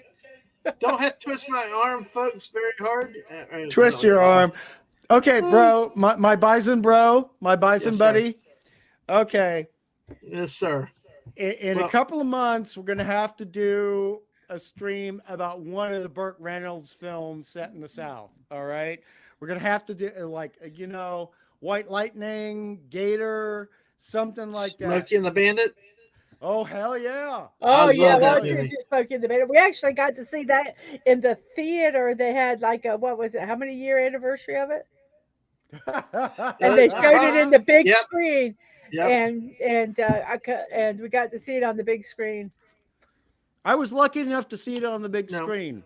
A lot Now- of films, that might be actually, Dadman, that might be a quickie. And what I mean by quickie is like a 2-hour or less live stream, right? You know what I mean? You know what I mean? I mean, Mrs. is laughing. She knows what I mean. But, like things we Gen Xers saw in the theater, or as they would say in Louisiana, theater. Theater. That's why. Yeah. Oh, hey, No, listen. it's not do y'all mind if we theater. listen? We've pillaged the village, but can we do a couple little random things real quick? Yeah. Because that's one right there. I always say theater, and she's like theater, like No, class or something. no. You spell no. This is the thing. I'm going to tell you. You have theater spelled with ER, which is where you go see movies, and then you have theater spelled RE, where you go see plays or Right. stages. But that's theatre. No, it's Theater. no theater. It's just they're spelled there. It's not theater. It is a theater. I love you. Yes. I love Yeah. you both. My God, yeah, you are two of my favorite bloody friends ever.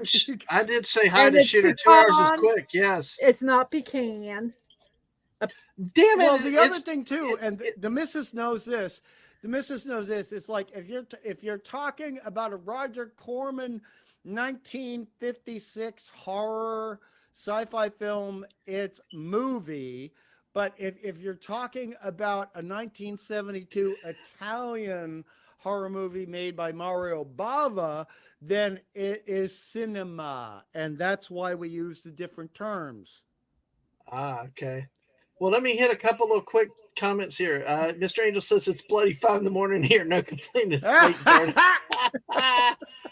Damn straight. Hey, I stayed up till the sun came up the other day. It's awesome. But see, I'll be honest with this, and this is why I seriously, and I tell you, I do love having people like the missus does a lot with me, and she does more than she really should have to do, but she does, especially with Fortnite.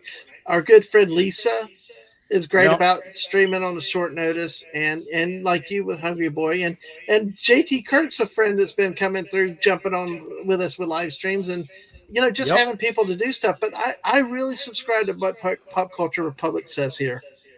When you can't sleep, might as well do a live stream. Hello to insomnia, which is ruining my life. Well, it depends though. But and I don't mean like just 2 minutes and then wake up. No, I mean there are nights when either nerves about something at work or happening the next day or something. There are legitimate things because there are some nights where it's like just if you give yourself 5 minutes, you're going to be live streaming at night, and I'm not going to realize it. His setup is in the bedroom, and I'm asleep in there. And one time I'm going to wake up, I'm going to say something that is so not appropriate, not knowing that he's screaming. And I'm just waiting for that day to happen. Yep, it's probably going to happen. But well, I was about to do Fortnite last night, and you like pinned my left arm, and I was like, oh, gotta wait. So. Oh gosh, but hey. Well, I mean, what the thing about insomnia is it's about making lemonade out of lemons, because we never would have had the Killer Clowns from Outer Space stream unless it was due to the insomnia.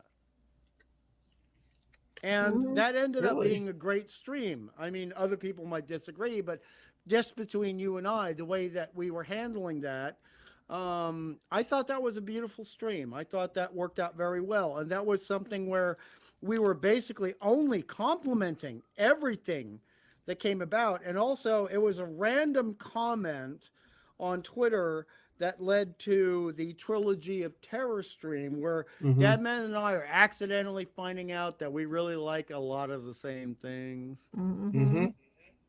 And the missus likes a lot of the same things. And it's going to be really fun to see how this all plays out in the coming months and, the coming years. I just so enjoy having fun streaming. And even this, when we said it was negative, this was a blast. I mean, I didn't, I had my moments of, Yeah, I but know. still, it was fun, and that's my if eventually I'm going to start streaming my own, and my philosophy is I'm going to have fun, and if you can't laugh, if you can't have fun, don't do it because life Okay, is too short. the moment you start doing that and you got your own channel, I need the link. And I'm not saying that to suck up because, Dadman knows I'm not capable of sucking up. He's seen me on Sunday Night Geekery.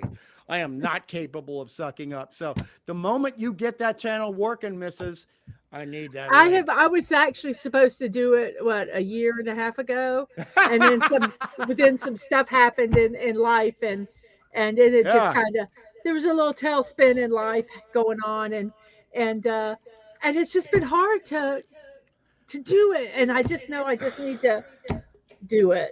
Well, I But mean, also to be fair, and this is something that goes back to the bloody village, and I use bloody like Canadians use Mhm. bloody. It's like so Yeah. Australians and Canadians use bloody as an An alternative expletive. to damn, Yeah. right?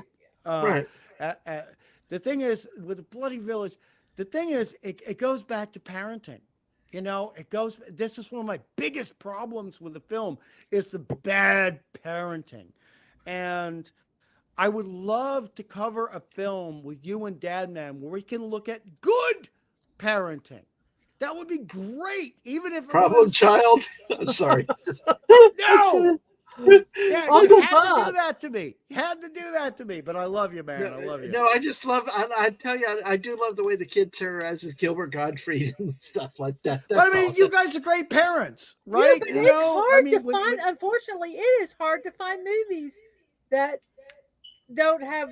You know, it's hard. I don't know why. And this is going back, like I said, this is Yeah. going back nearly 20 years with the village. I don't know why traditional good parenting is such a challenge, to use a nice word, or a problematic situation, to use a nice word, Yeah. for Hollywood. I mean, there would be no people in Hollywood if there weren't decent parents. I mean, get the fucking clue. Mm-hmm. Right. Right. That's- Absolutely.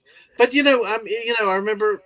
Let's talk about this. It's like I remember when The Simpsons came out. Oh, I mean, God. Homer's the boob dad, and it was funny at the time, but it's probably one of the first public instances where dad is a. Now, don't get me wrong. I love The Simpsons. I've always loved it. It is Yeah. the way the character is, and it's what makes him funny. But truly, I remember the big debate was there was a lot of debate at the time that it was casting dads in a bad light. But Right. as far as I remember, he was one of the first where that was. And since then, it's been Yes. now it's the exception to the rule, like you said, for a good parenting movie. Great point. Anybody in the chat know of a recent good parenting movie?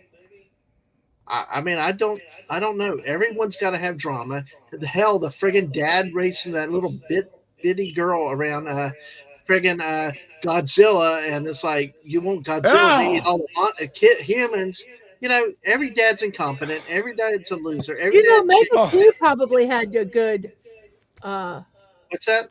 a good parent. Mega 2. Which movie? Which movie, Mrs.? Mega which 2, what movie? we just watched? Is it Mech 2? Mech 2, that shark movie? Okay. Dadman. All right, but Mega. I mean, The I movie have we to- just watched, the giant Yeah, shark. The Mega 2 with Jason Statham. Yeah. Yeah. Jason, and it was his Ma- ma- It was stepdaughter, a I horrible think. movie, but it was good parenting. Well, no, I don't think he was technically her father, though. I think No, he. but yes, he wasn't, but he was her emotional parental father. figure He was because her emotional father. he was like the guardian, Yes. and so that's the closest thing I could find. It was a metaphor for a good foster father, a metaphor for that, and I will respect that.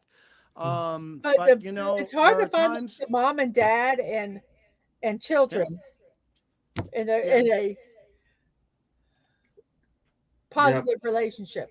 Not a perfect relationship, but a positive one. I can bring up a series of movies, even if you don't like the actual movies, but you can like the positive parental aspects of the movies, and it's actually going back to Robert Rodriguez, who I love as a director. I love him as a director. He's bowed out a little bit because, political correctness, and I'm not going to go into that at the end of this stream. We can do that later on. But Spy Kids. Spy Kids has good family paradigm. Yeah. But how long ago that's been a long time. Nearly 20 years. Yeah, Nearly it's 20 like- years. I love Spy Kids. Yeah. I'm And glad now to they hear got to that. reboot it again, though. Which they're going to ruin it. They are. Because Exactly. they can't keep anything positive or anything good. I know. Well, the other thing too is, as much as people, and I have to say this, and I think Dadman and you will agree, the thing is, with I'd say the past since 2016, with Hollywood, they always, yes, they do want to come down on the idea of the good father, but also to be fair, and I love you guys as parents, okay? The thing is, there is not a lot of positivity about good mothers anymore for the past 7 years in Hollywood. No, there hasn't. Parenting on a whole has been shit on in Hollywood. Right. And Yep. I don't mean to sound like certain big channels, and Dadman and I have talked about that privately in regards to that. But we can speak about that in a more genteel, nuanced manner at a later date. And we don't have to, just bitch about Disney, just bitch about other things. But the fact of the matter is, a good, strong mother is actually very required in a decent movie if you're going to talk about parental dynamics. But also, I will always agree with Dadman that a good parental paradigm of a father is equally important. And that goes back for centuries. It goes back for centuries. It goes back even, I'm sorry to use a Scrabble word. I'm going to do that. I'm always going to bring up the Scrabble word. Millennia. Thousands and thousands of years going back to the Bronze Age. There are good fathers. I don't care. I don't care what the situation that FNT brings up. Okay. They bring it up in the wrong way. And I will just say that the situation is there are always good parents. Zeus, as a leader of the gods of Olympus, no, he's not a good parent. But there are a lot of pre-Christian gods that are good parents.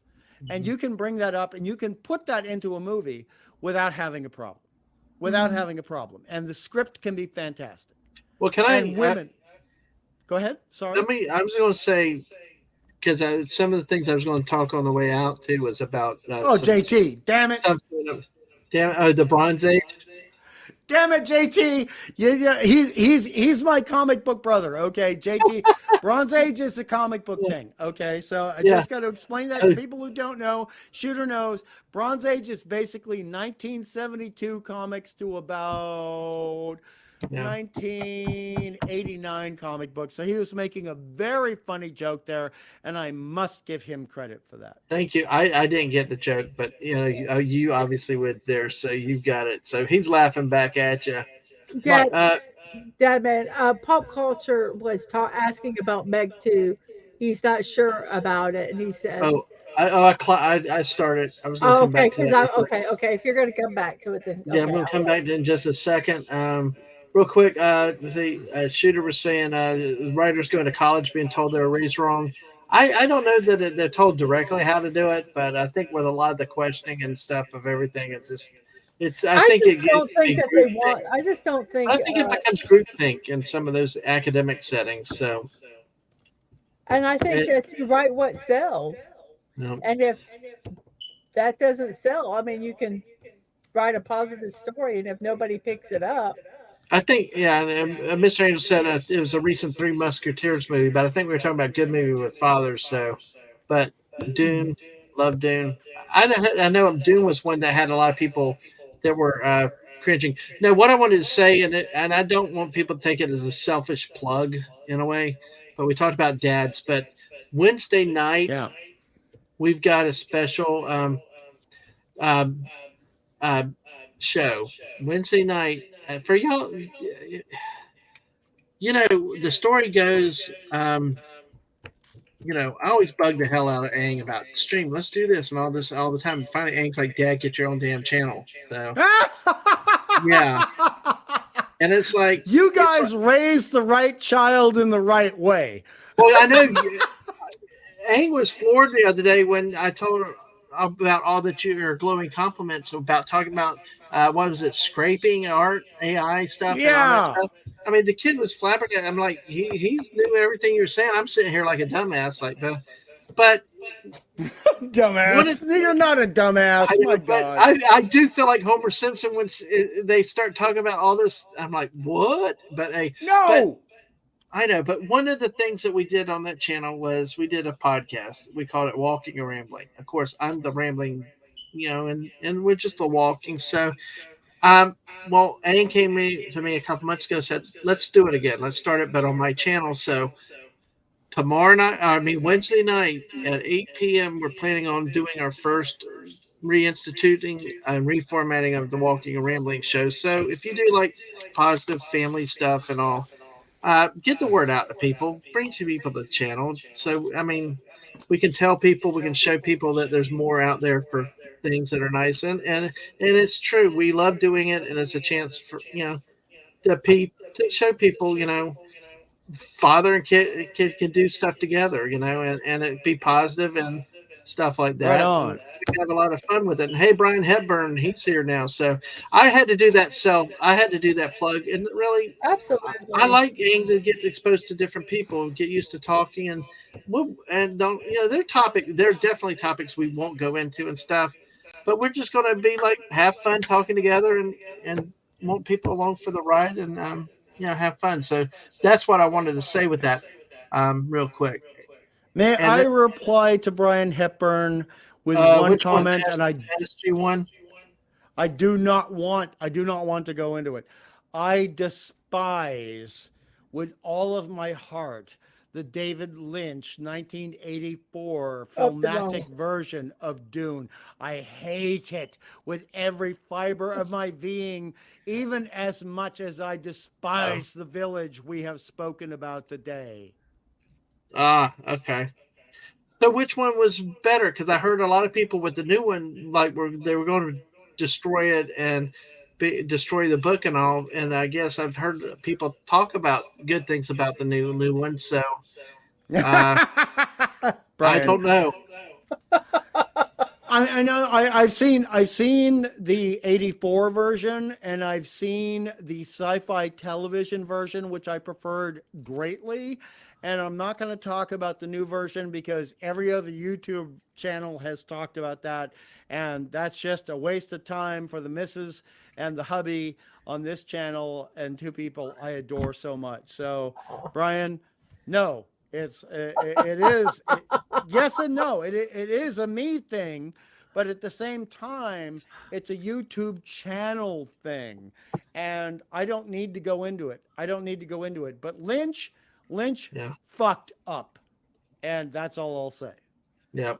And if you try to do the book into one movie, I'm sure you couldn't have done it. So, and also, I mean, I'm not a person who despises Lynch films. I think The Elephant Man, as hard as it was for me to take, and I had tears in my eyes as a teenager coming out of that movie. That is one of the best movies ever made. Blue Velvet is one of the best movies ever made.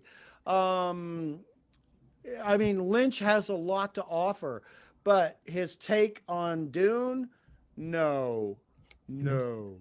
Hey, Rocco's still here. Hey, good for Rocco. He's been put down by friends who I don't like the OG movie Dune. Books or nothing. So, hey, always goes for books over movies. Which I went recently on a rampage about John Grisham The Firm, because I hated the damn movie because of the little midget guy that thinks he can beat up the whole friggin' world. And yet he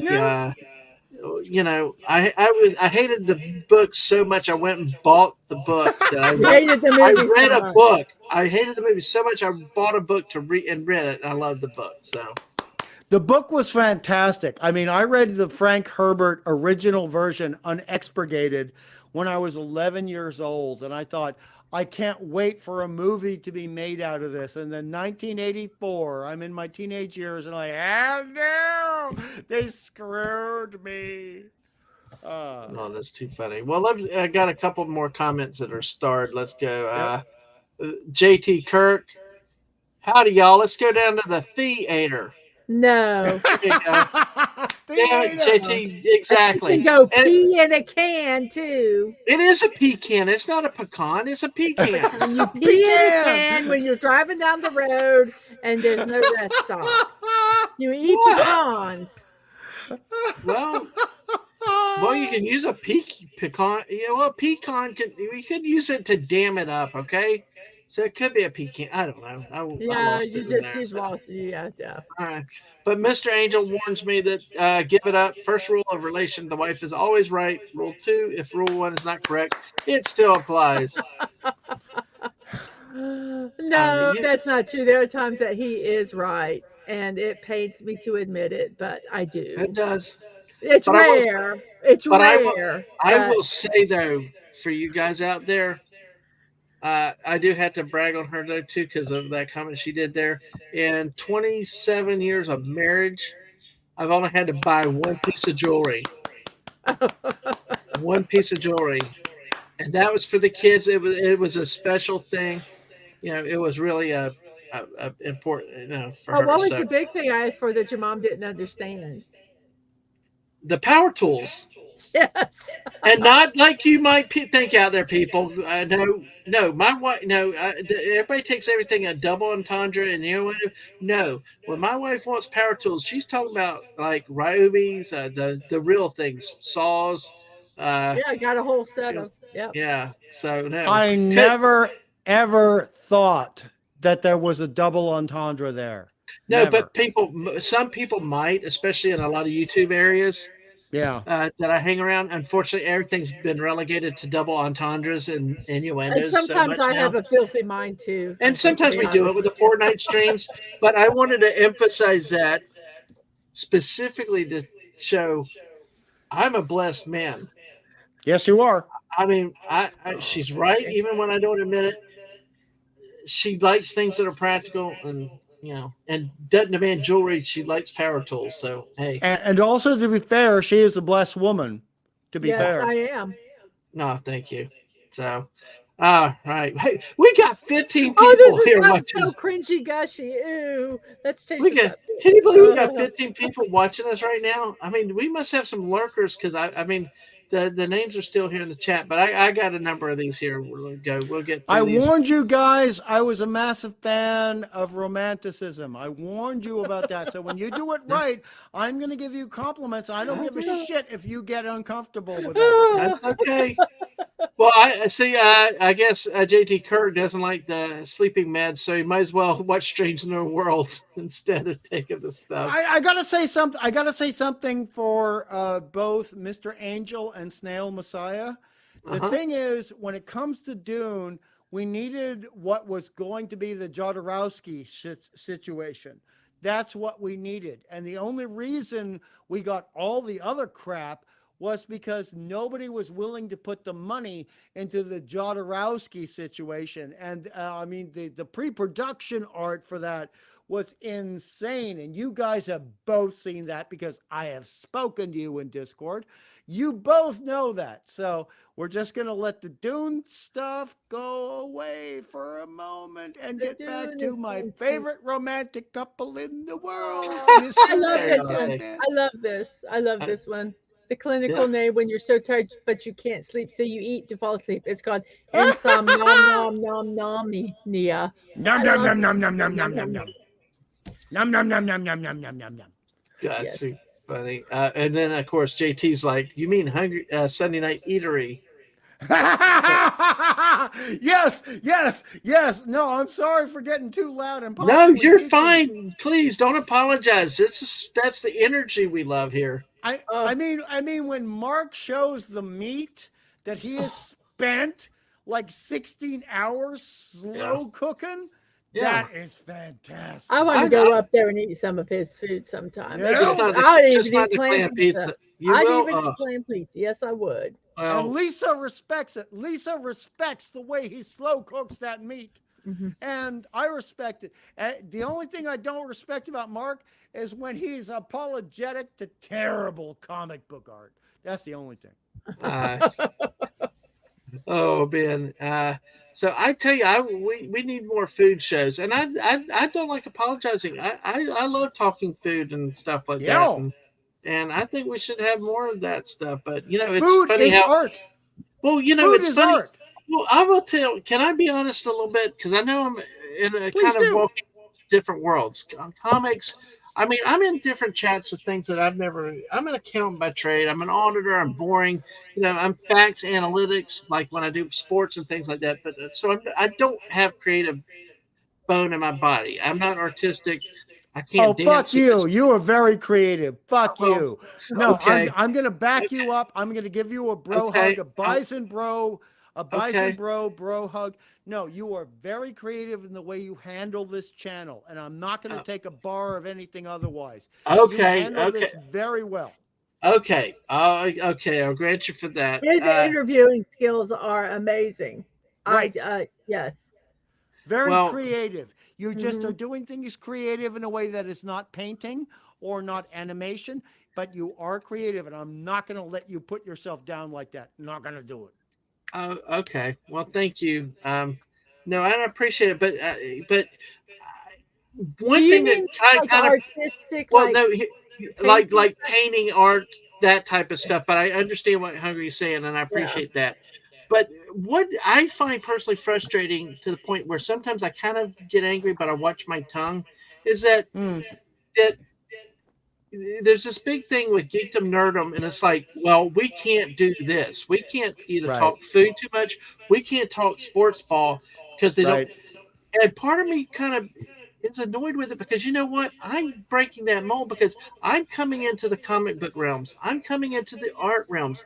I'm trying to branch out and expand myself to things Yep. that I'm not comfortable with. And I kind of, in some ways, am frustrated with that attitude because why can't we mix these worlds? I'm serious when I say with sports ball, let come hang with me. You may hate it. I'm not going to bore you to death with the right tackle pulls here. I'm not going to. It's about having fun and things like that. There's so much about the world of sports that you can learn and enjoy, and that's artistic in a way and of a different level. You can geek and nerd out on numbers and sports. Like you're saying, there's an art to food, presenting the food and stuff. There's so many ways that we can make it fun and different, but it's like there's a lot of people that say, well, we won't go there, we won't give it the time of day, and it's like, but you want other people to come into yours. How are you going to expand your world, your knowledge to people? And like especially the older people with the, let me just say, comics and those worlds like that, maybe take it for example. When are you going to show resistance to anything new or new ideas, and then to engage it, to at least entertain it a little? How do you expect the younger people to come in and follow you to learn or to listen to your advice when if you come off so cold? And and I'm not saying you don't have standards, and I don't say that there's limits, like we said with the village and stuff. But does that make sense? Am I making my point clear with that, Hungry? You are making your point 100% crystal clarity clear. 100% clear. And Mr. Angel actually has an excellent comment regarding this. But just for my response to that, and I won't like wax enthusiastic too much, but the situation is regarding food. Food is an art form. It is alchemical. Guess what? So is art. I know that because I had to create the damn shit. And also, when it comes to sports, you look at sports and you have costume designs, you have uniform designs, you have the way that in the NFL, there are strict rules in the way that two teams are going to combat each other. And that is very much like all the comic books that Clobby himself loves and adores. And so that is what I say to agree with you. And now I shut up. Oh, that's okay. Well, you can agree with me like that. I'm just kidding. But I just want to make sure it came across clear and not gripey or pointing fingers. Did. There was nothing gripey about it. There was nothing gripey about it. Actually, it was supportive. I mean, art forms. It's personally frustrating as someone that is coming out of my box and out of my comfort zone into others, but then running into these walls of, well, we can't do this or we can't do that, or the chat might not like this or the chat might. And my thing is about the future generations. I mean, we talk about bad fathers, bad parents. Yeah. I mean, I understand laying down the law to not even some of the people are even our age and stuff. I understand holding to principles and stuff at times on certain things, but just to just say, I'm not going to do this, or this is not here, can't be done. Well, you might leave out a lot of people that would otherwise listen to you. Because one of the best pieces of advice that the missus gave me many years ago, and I do love that comment about creativity. She said, "You can rant and rave all you want to. You can be and not listen. You may win the argument. You may be right. Yeah, but that person may not listen to you. Again, it's how you carry it, and how you do it. The other thing too is I need to back you up here because we're pals, we're bison buddies, right? Right. The thing is here, there's a term that came about in Hollywood because, like I said, I used to be a little bit in the screenwriting game going back to 1998. Okay, there's a term that is referred to as platform cross pollination, and that means you talk about sports and how it applies to comic books, how it applies to horror films, how it applies to other films, how it applies to television, and it cross-pollinates and it gets other people interested into things that they may not be interested in, but may be valuable to them, maybe valuable, maybe like make them happier when they listen to a stream about it. And why should we forego that? I agree totally because oh yes, creativity is like water. Sometimes it flows, sometimes it's still. It's different for everyone. Absolutely. And also, I mean, I'm going to say this. There are things that I don't really have an interest in hardcore, but I love listening to somebody who has a passion for that. Right, like you and quilting. Yeah, exactly. And Dadman with sports. I am not a sports person. I would go to the football games just to watch the huddles. That's all. But the joy that he has and the people he has on his show talking about it just it's so fun.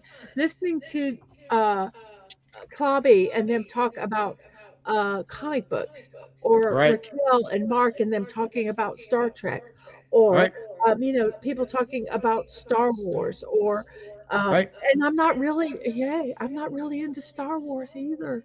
But I enjoy it because Dadman enjoys it, and I enjoy listening to people. You know, I don't get some of the stuff. I am not a physical artist. I don't, but watching other people draw and watching their creative process is such a joy and pleasure to watch. And I have learned so much just by watching them. And and I think so many people miss out when they go, I will never do that. I will Good never. night, Mr. Angel. Let me say good night to Mr. Angel real quick. Hey, thank you for holding out. And yes, go get some rest, sir. Go get some rest. So I love Mr. A. I adore him, and he will appreciate something I'm going to say to Madam Dadman. I think, and I've complimented, I've complimented the way you compose your photos for the streams. and I've never exaggerated my appreciation of that. But that is actually a physical art form because it's dealing with photons, electrons, and things that we can physically see, right? Mm. So the Mhm. way you take those photos, all right, is a physical art form. Even if you're taking them with a camera, even if you're taking them with a phone, they are physical art forms. Oh, The well, only thank you. time it's not a physical art form, my darling, my dear, my beautiful missus to my fantastic dad man, my bison buddy, is if you are using AI to create it for you versus creating it yourself, Hmm. and you create those images yourself. So you, by my definition, and I earned all my fucking rent and all my fucking grocery money by being an artist for so many years. I consider you an artist. Well, thank you. Thank you. I never thought of it that way. Thank you so much. Well, still, And I know, besides, like you say, you don't. Yes, thank you. Thank you. I'm a still, little. Messiah says you enjoy him enjoying something that's really sweet and wholesome. I tell you what, like Hungry said, y'all did not see that. Y'all only saw a glimpse of her at the with the quilt, with what we Yeah, could show that night, and her talking. that was We fascinating to we, me. but listen, Fascinating. we could not live stream in there. We could not record in there. We're like, but you should have been there with in my position. The love for the quilt, the passion. It was beyond just a marriage and stuff like that. How I get sometimes when I round up with football. Yeah, Really, right on. listen, her passion. Listen, she did not insult me. And actually, if Nope. anything, she went out of her way to explain what log cabin was, and the Yes. passion, the excitement, and she anticipated my questions. And because normally I get on my things and because I go on my rabbit trails and all, but she didn't. She enjoyed what she was talking about. How did the log cabins, where it came from, all this stuff. Why did somebody do this? And just Yes. the joy and the passion, and And also, may I commend because I watched the entire damn stream and I went back 3 times to watch the quilting thing, where it was pointed out how how photorealist some of this quilting stuff could be. And she was Mm. explaining it to you, and you were being respectful. You weren't just going, oh, yeah, I'm going to say this to the missus to make her happy. No, you were impressed by it because of the way that she expressed it to you. yeah, And that's what a marriage is. Oh, yeah, thank you. Thank you. yeah. So And I yeah, appreciate you, Dad Man. I mean, I appreciate Hmm. Mrs. Dad Man for explaining it to us in the way she needed to, because I like learning about art. Okay. But I like the way you appreciated the art as she was explaining it to you. Just like, to be fair, to like double back to the male to the female, when you were talking about the cannons and the way the cannons worked, and it hmm, was equal. And that's a marriage. A marriage is equal. yeah, Unlike the village. yeah. I So like the no, village, exactly. which Pop is culture. tilted and Pop culture said, I do like it, talking to painters, woodworkers, sculptors who love their own craft. It's good to see where the artists get their inspiration and creativity. Exactly. Definitely. Let's see.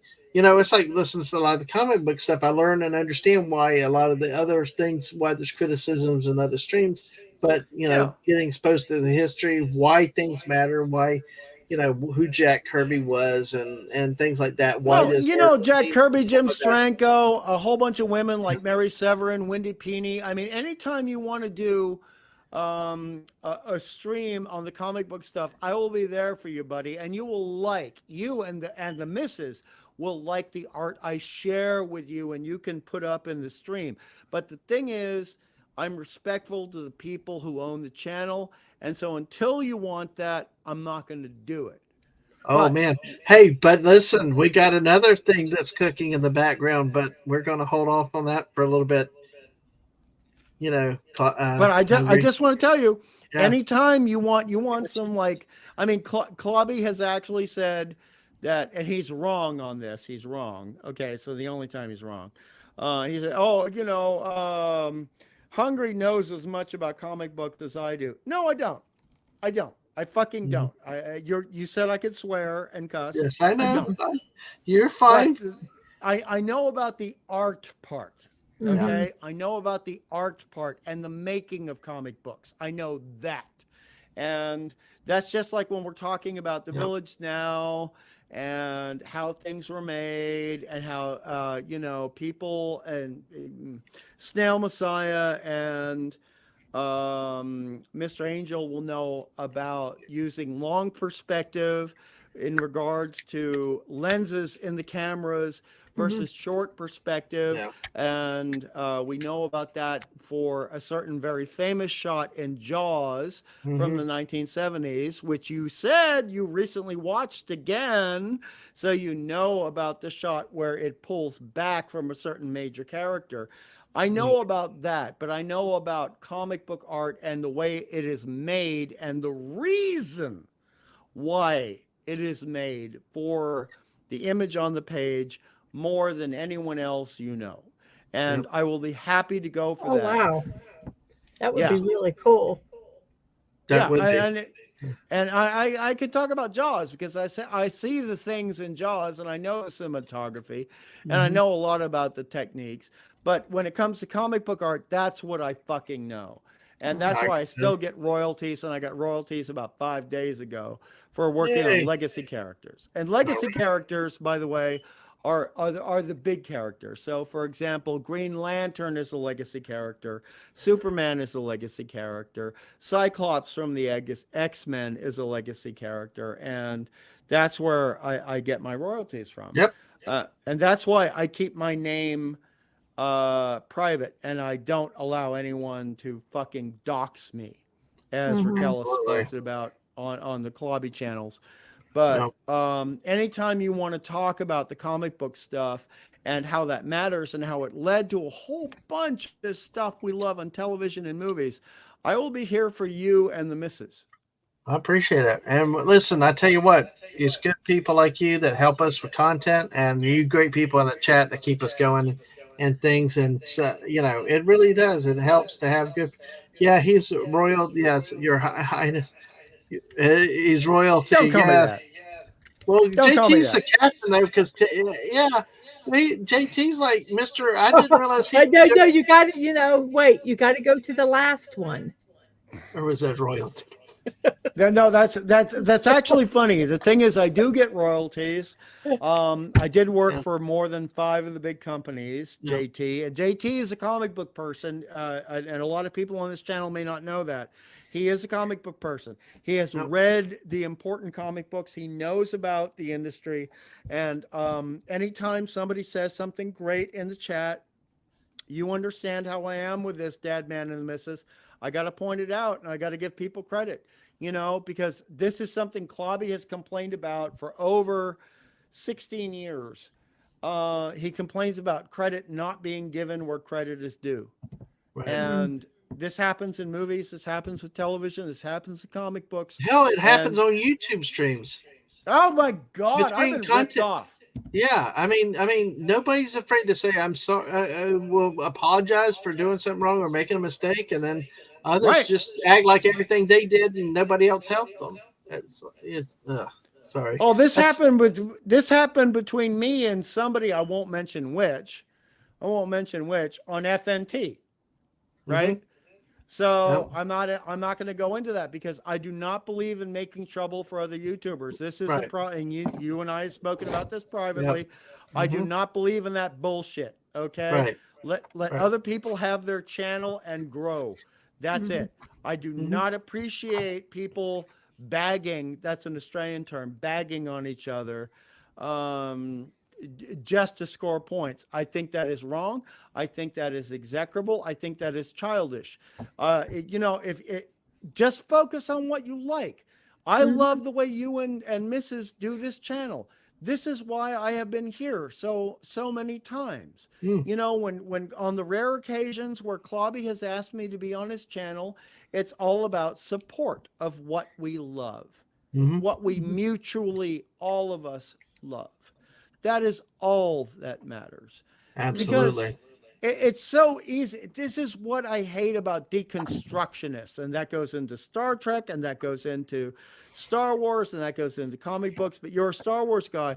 Deconstruction is basically saying that I can't create anything great from the material that I was given, so I'm going to do The Last Jedi. Well, fuck you. Yeah, no, exactly. I like what JT said. Only 1% of Clavi's greatness. It's like exactly. JT. But you I know, love things JT. like same things to Clavia. I learned some stuff. The Universal ride with the Hulk. It has little nameplates like, of course, you know what S. Lee is, but I mean J. Kirby. I knew there was a nameplate like president of the company or whatever. It was like J. Kirby, and then it had S. Ditko on another one. I'm like, I know those names. I know Right. those names because of shows like Clavius and stuff. Right. We'll go ahead And the guy who was running the company was called Martin Goodman. Okay. And he was a ruthless son of a bitch. And I don't care about what his culture was, where he came from. The point of the matter is, I believe I don't care about people's religion. I don't care about people's race, color, ethnicity. I believe about people's personal psychology. And, you know, you're just a ruthless son of a bitch or you're not. Yep. Well, Snell Messiah, I wanted to come back to this. It had a girlfriend who would read a book when I was gaming. She loved it. While he was gaming, Right on. she loved it. So did I. We did our own thing, but together, to me, that is love. And that's sometimes just being in the same room together, just kind of close while you're doing stuff. And we do that at times. We had to like switch now with this because, you know, you can't talk in the same room, but, you know, we'll do that stuff, you know. Now, like when she's asleep. I mean, I will close off. I don't want to talk about comic books anymore, but I will say this to close off. Anytime you or the missus have any questions about comic books and something you might like to stream about, especially when, you know, the missus has her own YouTube channel set up. Okay. By the way, JT, hold on. By the way, JT Kurt, quote, I just need to do it, end quote, Mrs. Dadman 2023. Exactly. Just come to me. Just come to me. I'll give you any information you need, and I don't even need to be a guest on the stream, but I would like to help you out if you want to talk about that stuff. Okay. Well, thank you. Thank you. I mean, also with Mrs., a lot of people, I mean, Claudia does not like this comic book, but he has given me the leeway to disagree with him. He does this all the time. At some point later on down the road, I would like to talk with you in private DMs to see if you would like talking about it in terms of comic books on a stream of Wendy Peeney's Elf Quest.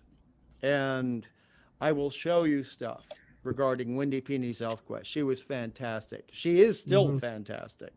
And she was one of the most successful female comic book artists and writers. She would write and draw her own stuff and pencil it and ink it. I mean, she was, wow. She was a one-stop shop.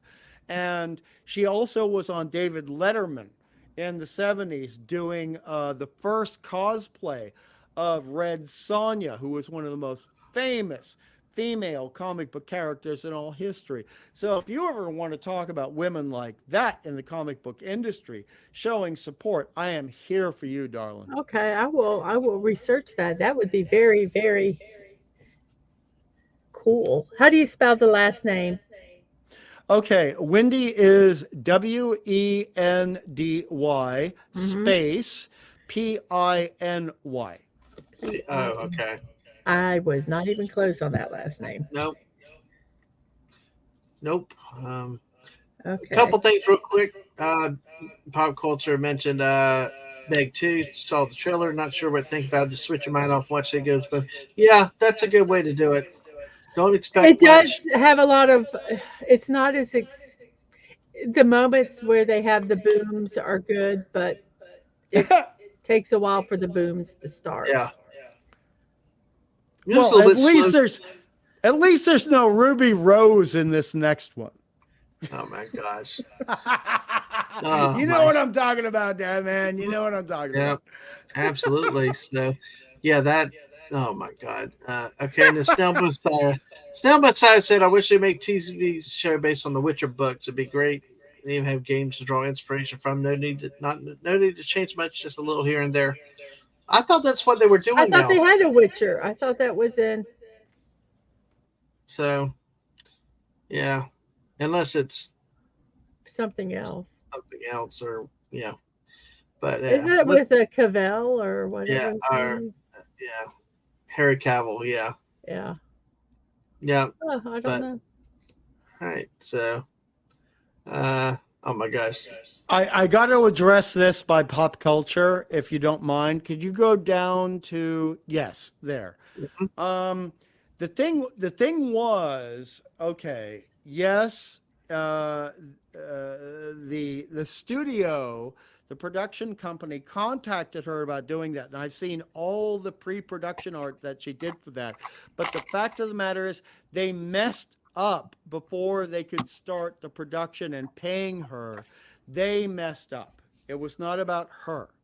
It was not about her. They were completely on board with Wendy Pini doing an Elric project, but they, the company, messed up, Mm. and that is not pretty much on the internet anymore. That is not presented on Wikitardia anymore. That was presented way back when, more than 15 years before the internet started scrubbing things that were politically undesirable, if you know what I mean. Mhm. And Wendy did nothing wrong. Her artwork was sublime. It was fabulous. It was perfect for the material. But the company screwed the pooch on holding on to production money. And that's Mm. all I'm going to say. hey Shooter's got to leave. We're about to wrap up too, but before you do, Nighty-o, shooter. Yeah, yeah, we said that an hour ago. so we're gonna wrap up here, I think. So thanks to the great Hungry Boy being here with us. I think I got through all the pinned comments. Thank you for the added bonus time. We got 11 people still with us. Nice. That's what I find amazing. That's what I don't want to stop because you guys are so great and you're hanging out, and we still got stuff we could talk about. But I gotta go play Fortnite in a little bit. I think I understand Mark's gonna be doing it over there on his channel. Damn it, Mark. Um, but yeah, thank you again, Hungry Boy, for being here tonight. Uh, this is awesome. Hope you all enjoyed us pillaging the village. Left nothing and standing. Anything else that you could think of, Hungry, before I do my last pitch? Well, no. I mean, I will provide anything to you and the missus that you need for anything that I can be beneficial towards. But aside from that, let's just move on. And Yeah, as I meant with always, the movie. Went with the village too. Any last thoughts on the village? So, too. No. I thought that M. Night Shyamalama was alternatively succinct and putting in his best effort, and then he was just giving it over to other people and lazy. And that is why it really seems like there are two movies here. There are 2 movies. There are the movies that he oversaw, and then there are the scenes that we saw other people do that looked like bad soap opera or CW bullshit or Buffy from 1995, which was 10 years afterwards. And I just think there were major production decision mistakes. Exactly. Major production. I love what pop culture said right here. LOL, the show ended an hour ago. This is the after show. Exactly. Right. Fair enough. It's all good. So, hey, well, we got 8 people with us. Hungry. Thank you, Mrs. Do you want to say anything else? This was so much fun. Thank you guys. And thank you, Oh, Chad. good. Absolutely. So, yeah, we got 8 people with us. We're at 3 hours, 57 minutes, and 19 seconds. Oh my God. So, in my insane addiction to round numbers, I would like to somehow go 2.5 minutes. Just so Well, we by can the get time 4 minutes. you finish doing your promos, Yeah. you'll be there. Well, don't forget, folks. Remember, like I said, Wednesday is the night that me and Ang will be doing our Walking Railing podcast. Come join us. We don't know how we're gonna do it, but it'll be a very interesting father kid project, and have some fun with that. And you know, thank you for your support. And just especially for my kid. My kid's been a great role model, and me getting started for streaming, give me the encouragement too, and things like that. So hopefully you can make it. We may have some random streams at times. So I'm going to put my Twitter out in just a second. But the big stream is, well, it's midnight now, so it is Saturday. This is August 12th. Last year, August 19th, 2022, I pushed the button for the first time to go live. Folks, definitely a lot's changed since then. Hopefully I got a little bit better and stuff. I know we got a lot of new people here than this first few days. I went back and looked at my first football stream last year, and there were like 6 likes and 18 views or something. And it's like, just start, but it's not about the numbers. It's about you guys spending your time here with us. And I just know it's going to be bigger and better. And like I said, let me share some of the hobbies and things that I like with you. But next Saturday night, there you go. It went. It's a 1-year streaming anniversary on the day itself, August 19th at 7 p.m. We're going to go live. I will be here. The missus will be invited. We'll have others. Hopefully they'll show up, and if not, we'll just go. Well, we're just going to use the force that night, have a good time, just talking and rambling a bit, and maybe looking back on the channel for the last year, see what we've done, see some of the cool things and stuff. Yeah, and it is true, pop culture. A lot of people right now are hitting 1 and 2 year marks right now. Mm-hmm. And it really by the way, I will be here for that anniversary, but my insomnia. So as long as I'm awake, I will be there. Absolutely. Understand. So, who knows? I might need somebody at midnight, which would be about the afternoon your time. And if you've rested right, hey, we can keep it the night shift going. But oh yeah, hey, we'll work it around your schedule. Hey, just wait me. I'm starting to wind down to go to bed, and hey, here come in and say, hey, let's keep going. So I'm like, yeah, sure. Why not? It was an accidental 2-tweet interaction where we brought up Killer Clowns from Outer Space. Accidental. Mm-hmm. And in fact, Trilogy of Terror, you saw one tweet I made about the magnificent Karen Black. Yeah. And you said, "Oh, we got to tweet about this. We got to stream about this." Yeah. And there we went. And I tell you what, listen, folks, but I tell you what, it's great people like you that are becoming friends, not just acquaintances, friends, really. Yeah, pals and stuff, to be able to share stuff and to do stuff and enjoy spending time like this too. The missus is my bedrock that's got me off this streaming going, and all the graphic work she does and all. Fantastic thumbnails on Mrs. Part. And everything I say really her. So next week I really glow on her. But keep going, Chloe. Hungry, you are rock, and people like you rock. I mean, we've had other friends. Ash and Squeaker were big with us really at the beginning, and they're still around at time. And people have done different things in different roles. Jess has been a great mod. Stunning has been great coming with Fortnite. But there's so many people that think that it's hard to thank everybody. But and they're all appreciated. And you guys in the chat, the guys that have started subscribing now, the likes, the ones that share it, that retweet it, the Appion who's invited me on his shows and other stuff. That's been a blast. To grow on as a talker streamer, and and the channel itself. But I do want to say, Mrs. I do need to point one other person out right now, right? It's this person right here, the lady that it came up with a 24-hour stream idea for Fortnite for what, 250 or something, 300, and what a rock star. A great friend, like you say, a great friend to the channel, a great friend to us. Absolutely, and that's something Absolutely. you cannot measure in any regard. Hmm. So, but with that, after we've embarrassed everybody, so hey, y'all have a great night's sleep. Or check us if you're still going to be up. Check us over on Mark D with the C's channel playing Fortnite. Um, so we'll have fun with that tonight. I don't know. I might fall. Hey, you come see if I stay awake. I might fall asleep tonight playing. That'll be funny. So, but on He's that done note, that. I've had Mark say, "Dad, man, go to bed."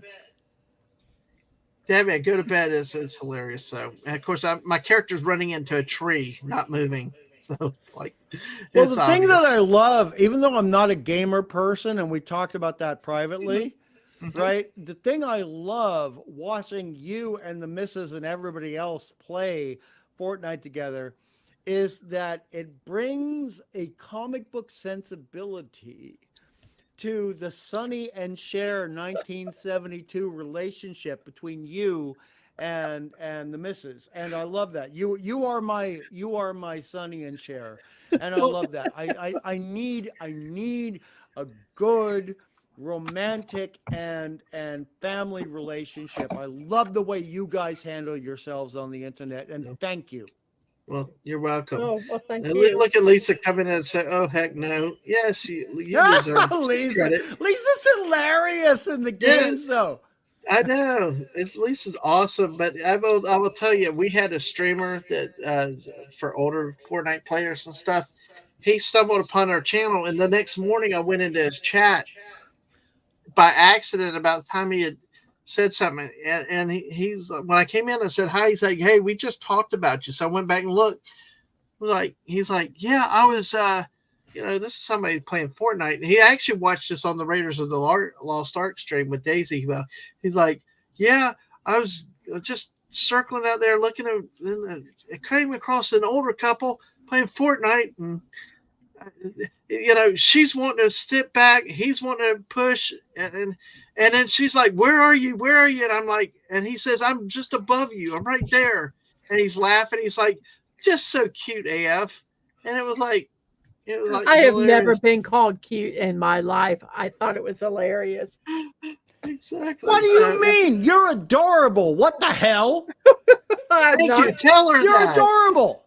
I am not cute. No way. You are But very cute. No, you're very cute. No, screw that noise. You are very cute, and Lisa is adorable too. And oh my God, I am starting to try to create in my head the ultimate female superhero team, and it involves you, and it involves Lisa, and it involves Fiona. Okay, and Jill, and that would be the ultimate female superhero team. Well, I have an ultimate female backup squad in mind. So playing Fortnite, it'd be me, the Mrs. Lisa, and I got somebody else out there too, but I won't embarrass them publicly. So, but I've told them about it. So yeah, But that, I mean, JT is very accurate because he pays Yeah. attention to audio stuff, and we've Yeah. talked about that on other streams, where he says Lisa's laugh is infectious. Well, Yeah. it is, and very much, but so is that laugh of the missus. So is that laugh of the missus.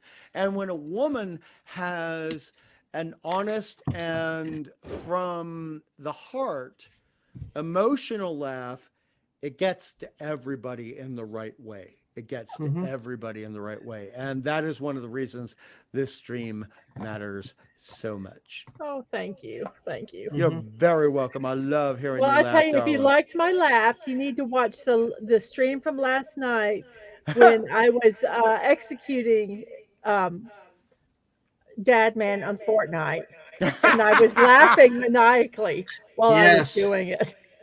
Yes. It was like marriage counseling. Yeah. Yes. The little things when they say, "Hey, look, take the little spongy bat and hit it and take out your frustrations." Yeah. No, go into creative in Fortnite, and Yeah. so That you was will hear wonderful. it. You will hear it full.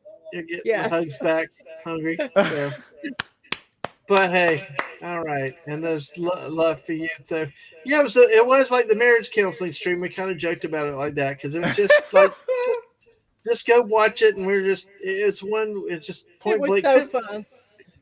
It's like, and half the time she shot me, I wasn't even ready. I was like, what the? I was trying to get positioned. Just it didn't matter. It's all good. But hey, folks, listen, we're going to go ahead and close. I need to get up out of this chair for a few minutes before we play Been Fortnite. 4 hours. I know we did. We went another 10 minutes. We didn't just go 3 minutes, but hey, folks, bring your friends, bring your neighbors, dogs, drunks, dogs, everything. Get them. Let's get to 450 as soon as we can. We're only 15 away, but hey, thank you for the 400 some subs that are now in less than a year. I cannot believe we're there. It's just staggering. But thank y'all for most of all for coming and hanging out and all that stuff. So I'll talk about more about that next week. But hey, the thing is, our videos are on YouTube and Twitch at Dadman Walking 55.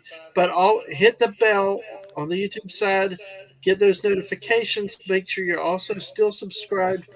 Yes. Follow us on Twitch, but also these things change and get taken away all the time. Make sure that you're still subbed. But follow me on Twitter, Dadman155. That's the way to follow out when I do impromptu streams and short notice streams. So I guess I need to change that to X. I guess hate doing that. I don't know. I like when Lisa calls it excrement. Like when you leave a message or excrement. So. Well, that's a Scrabble word for poop. And I love that Lisa used that word. It's so damn frustrating because I'm getting limited and I still don't know what I'm doing to get limited. And I would love that. I would just love somebody to explain to me how I could monitor it so that I could comply to stay under. And that's all I want to know. Just give us the rules. Give us the rules. They don't want to. Well, never mind. I was limited before noon today, and it did not come back till sometime in the stream. Because Appian is the Raquel SSG. I'm a part of some groups that I could not tweet or message it out, but I'm live streaming. I don't have time, to check, and so there's a couple places I did not get to put it out tonight because, that's why I sent you the link last night. Was because I knew I did not want this to happen and be panicking trying to get you the link today. So. Yeah. But hey, on that note, folks, God dang it. You're going to do it again. You're going to call me Clobby again, weren't you?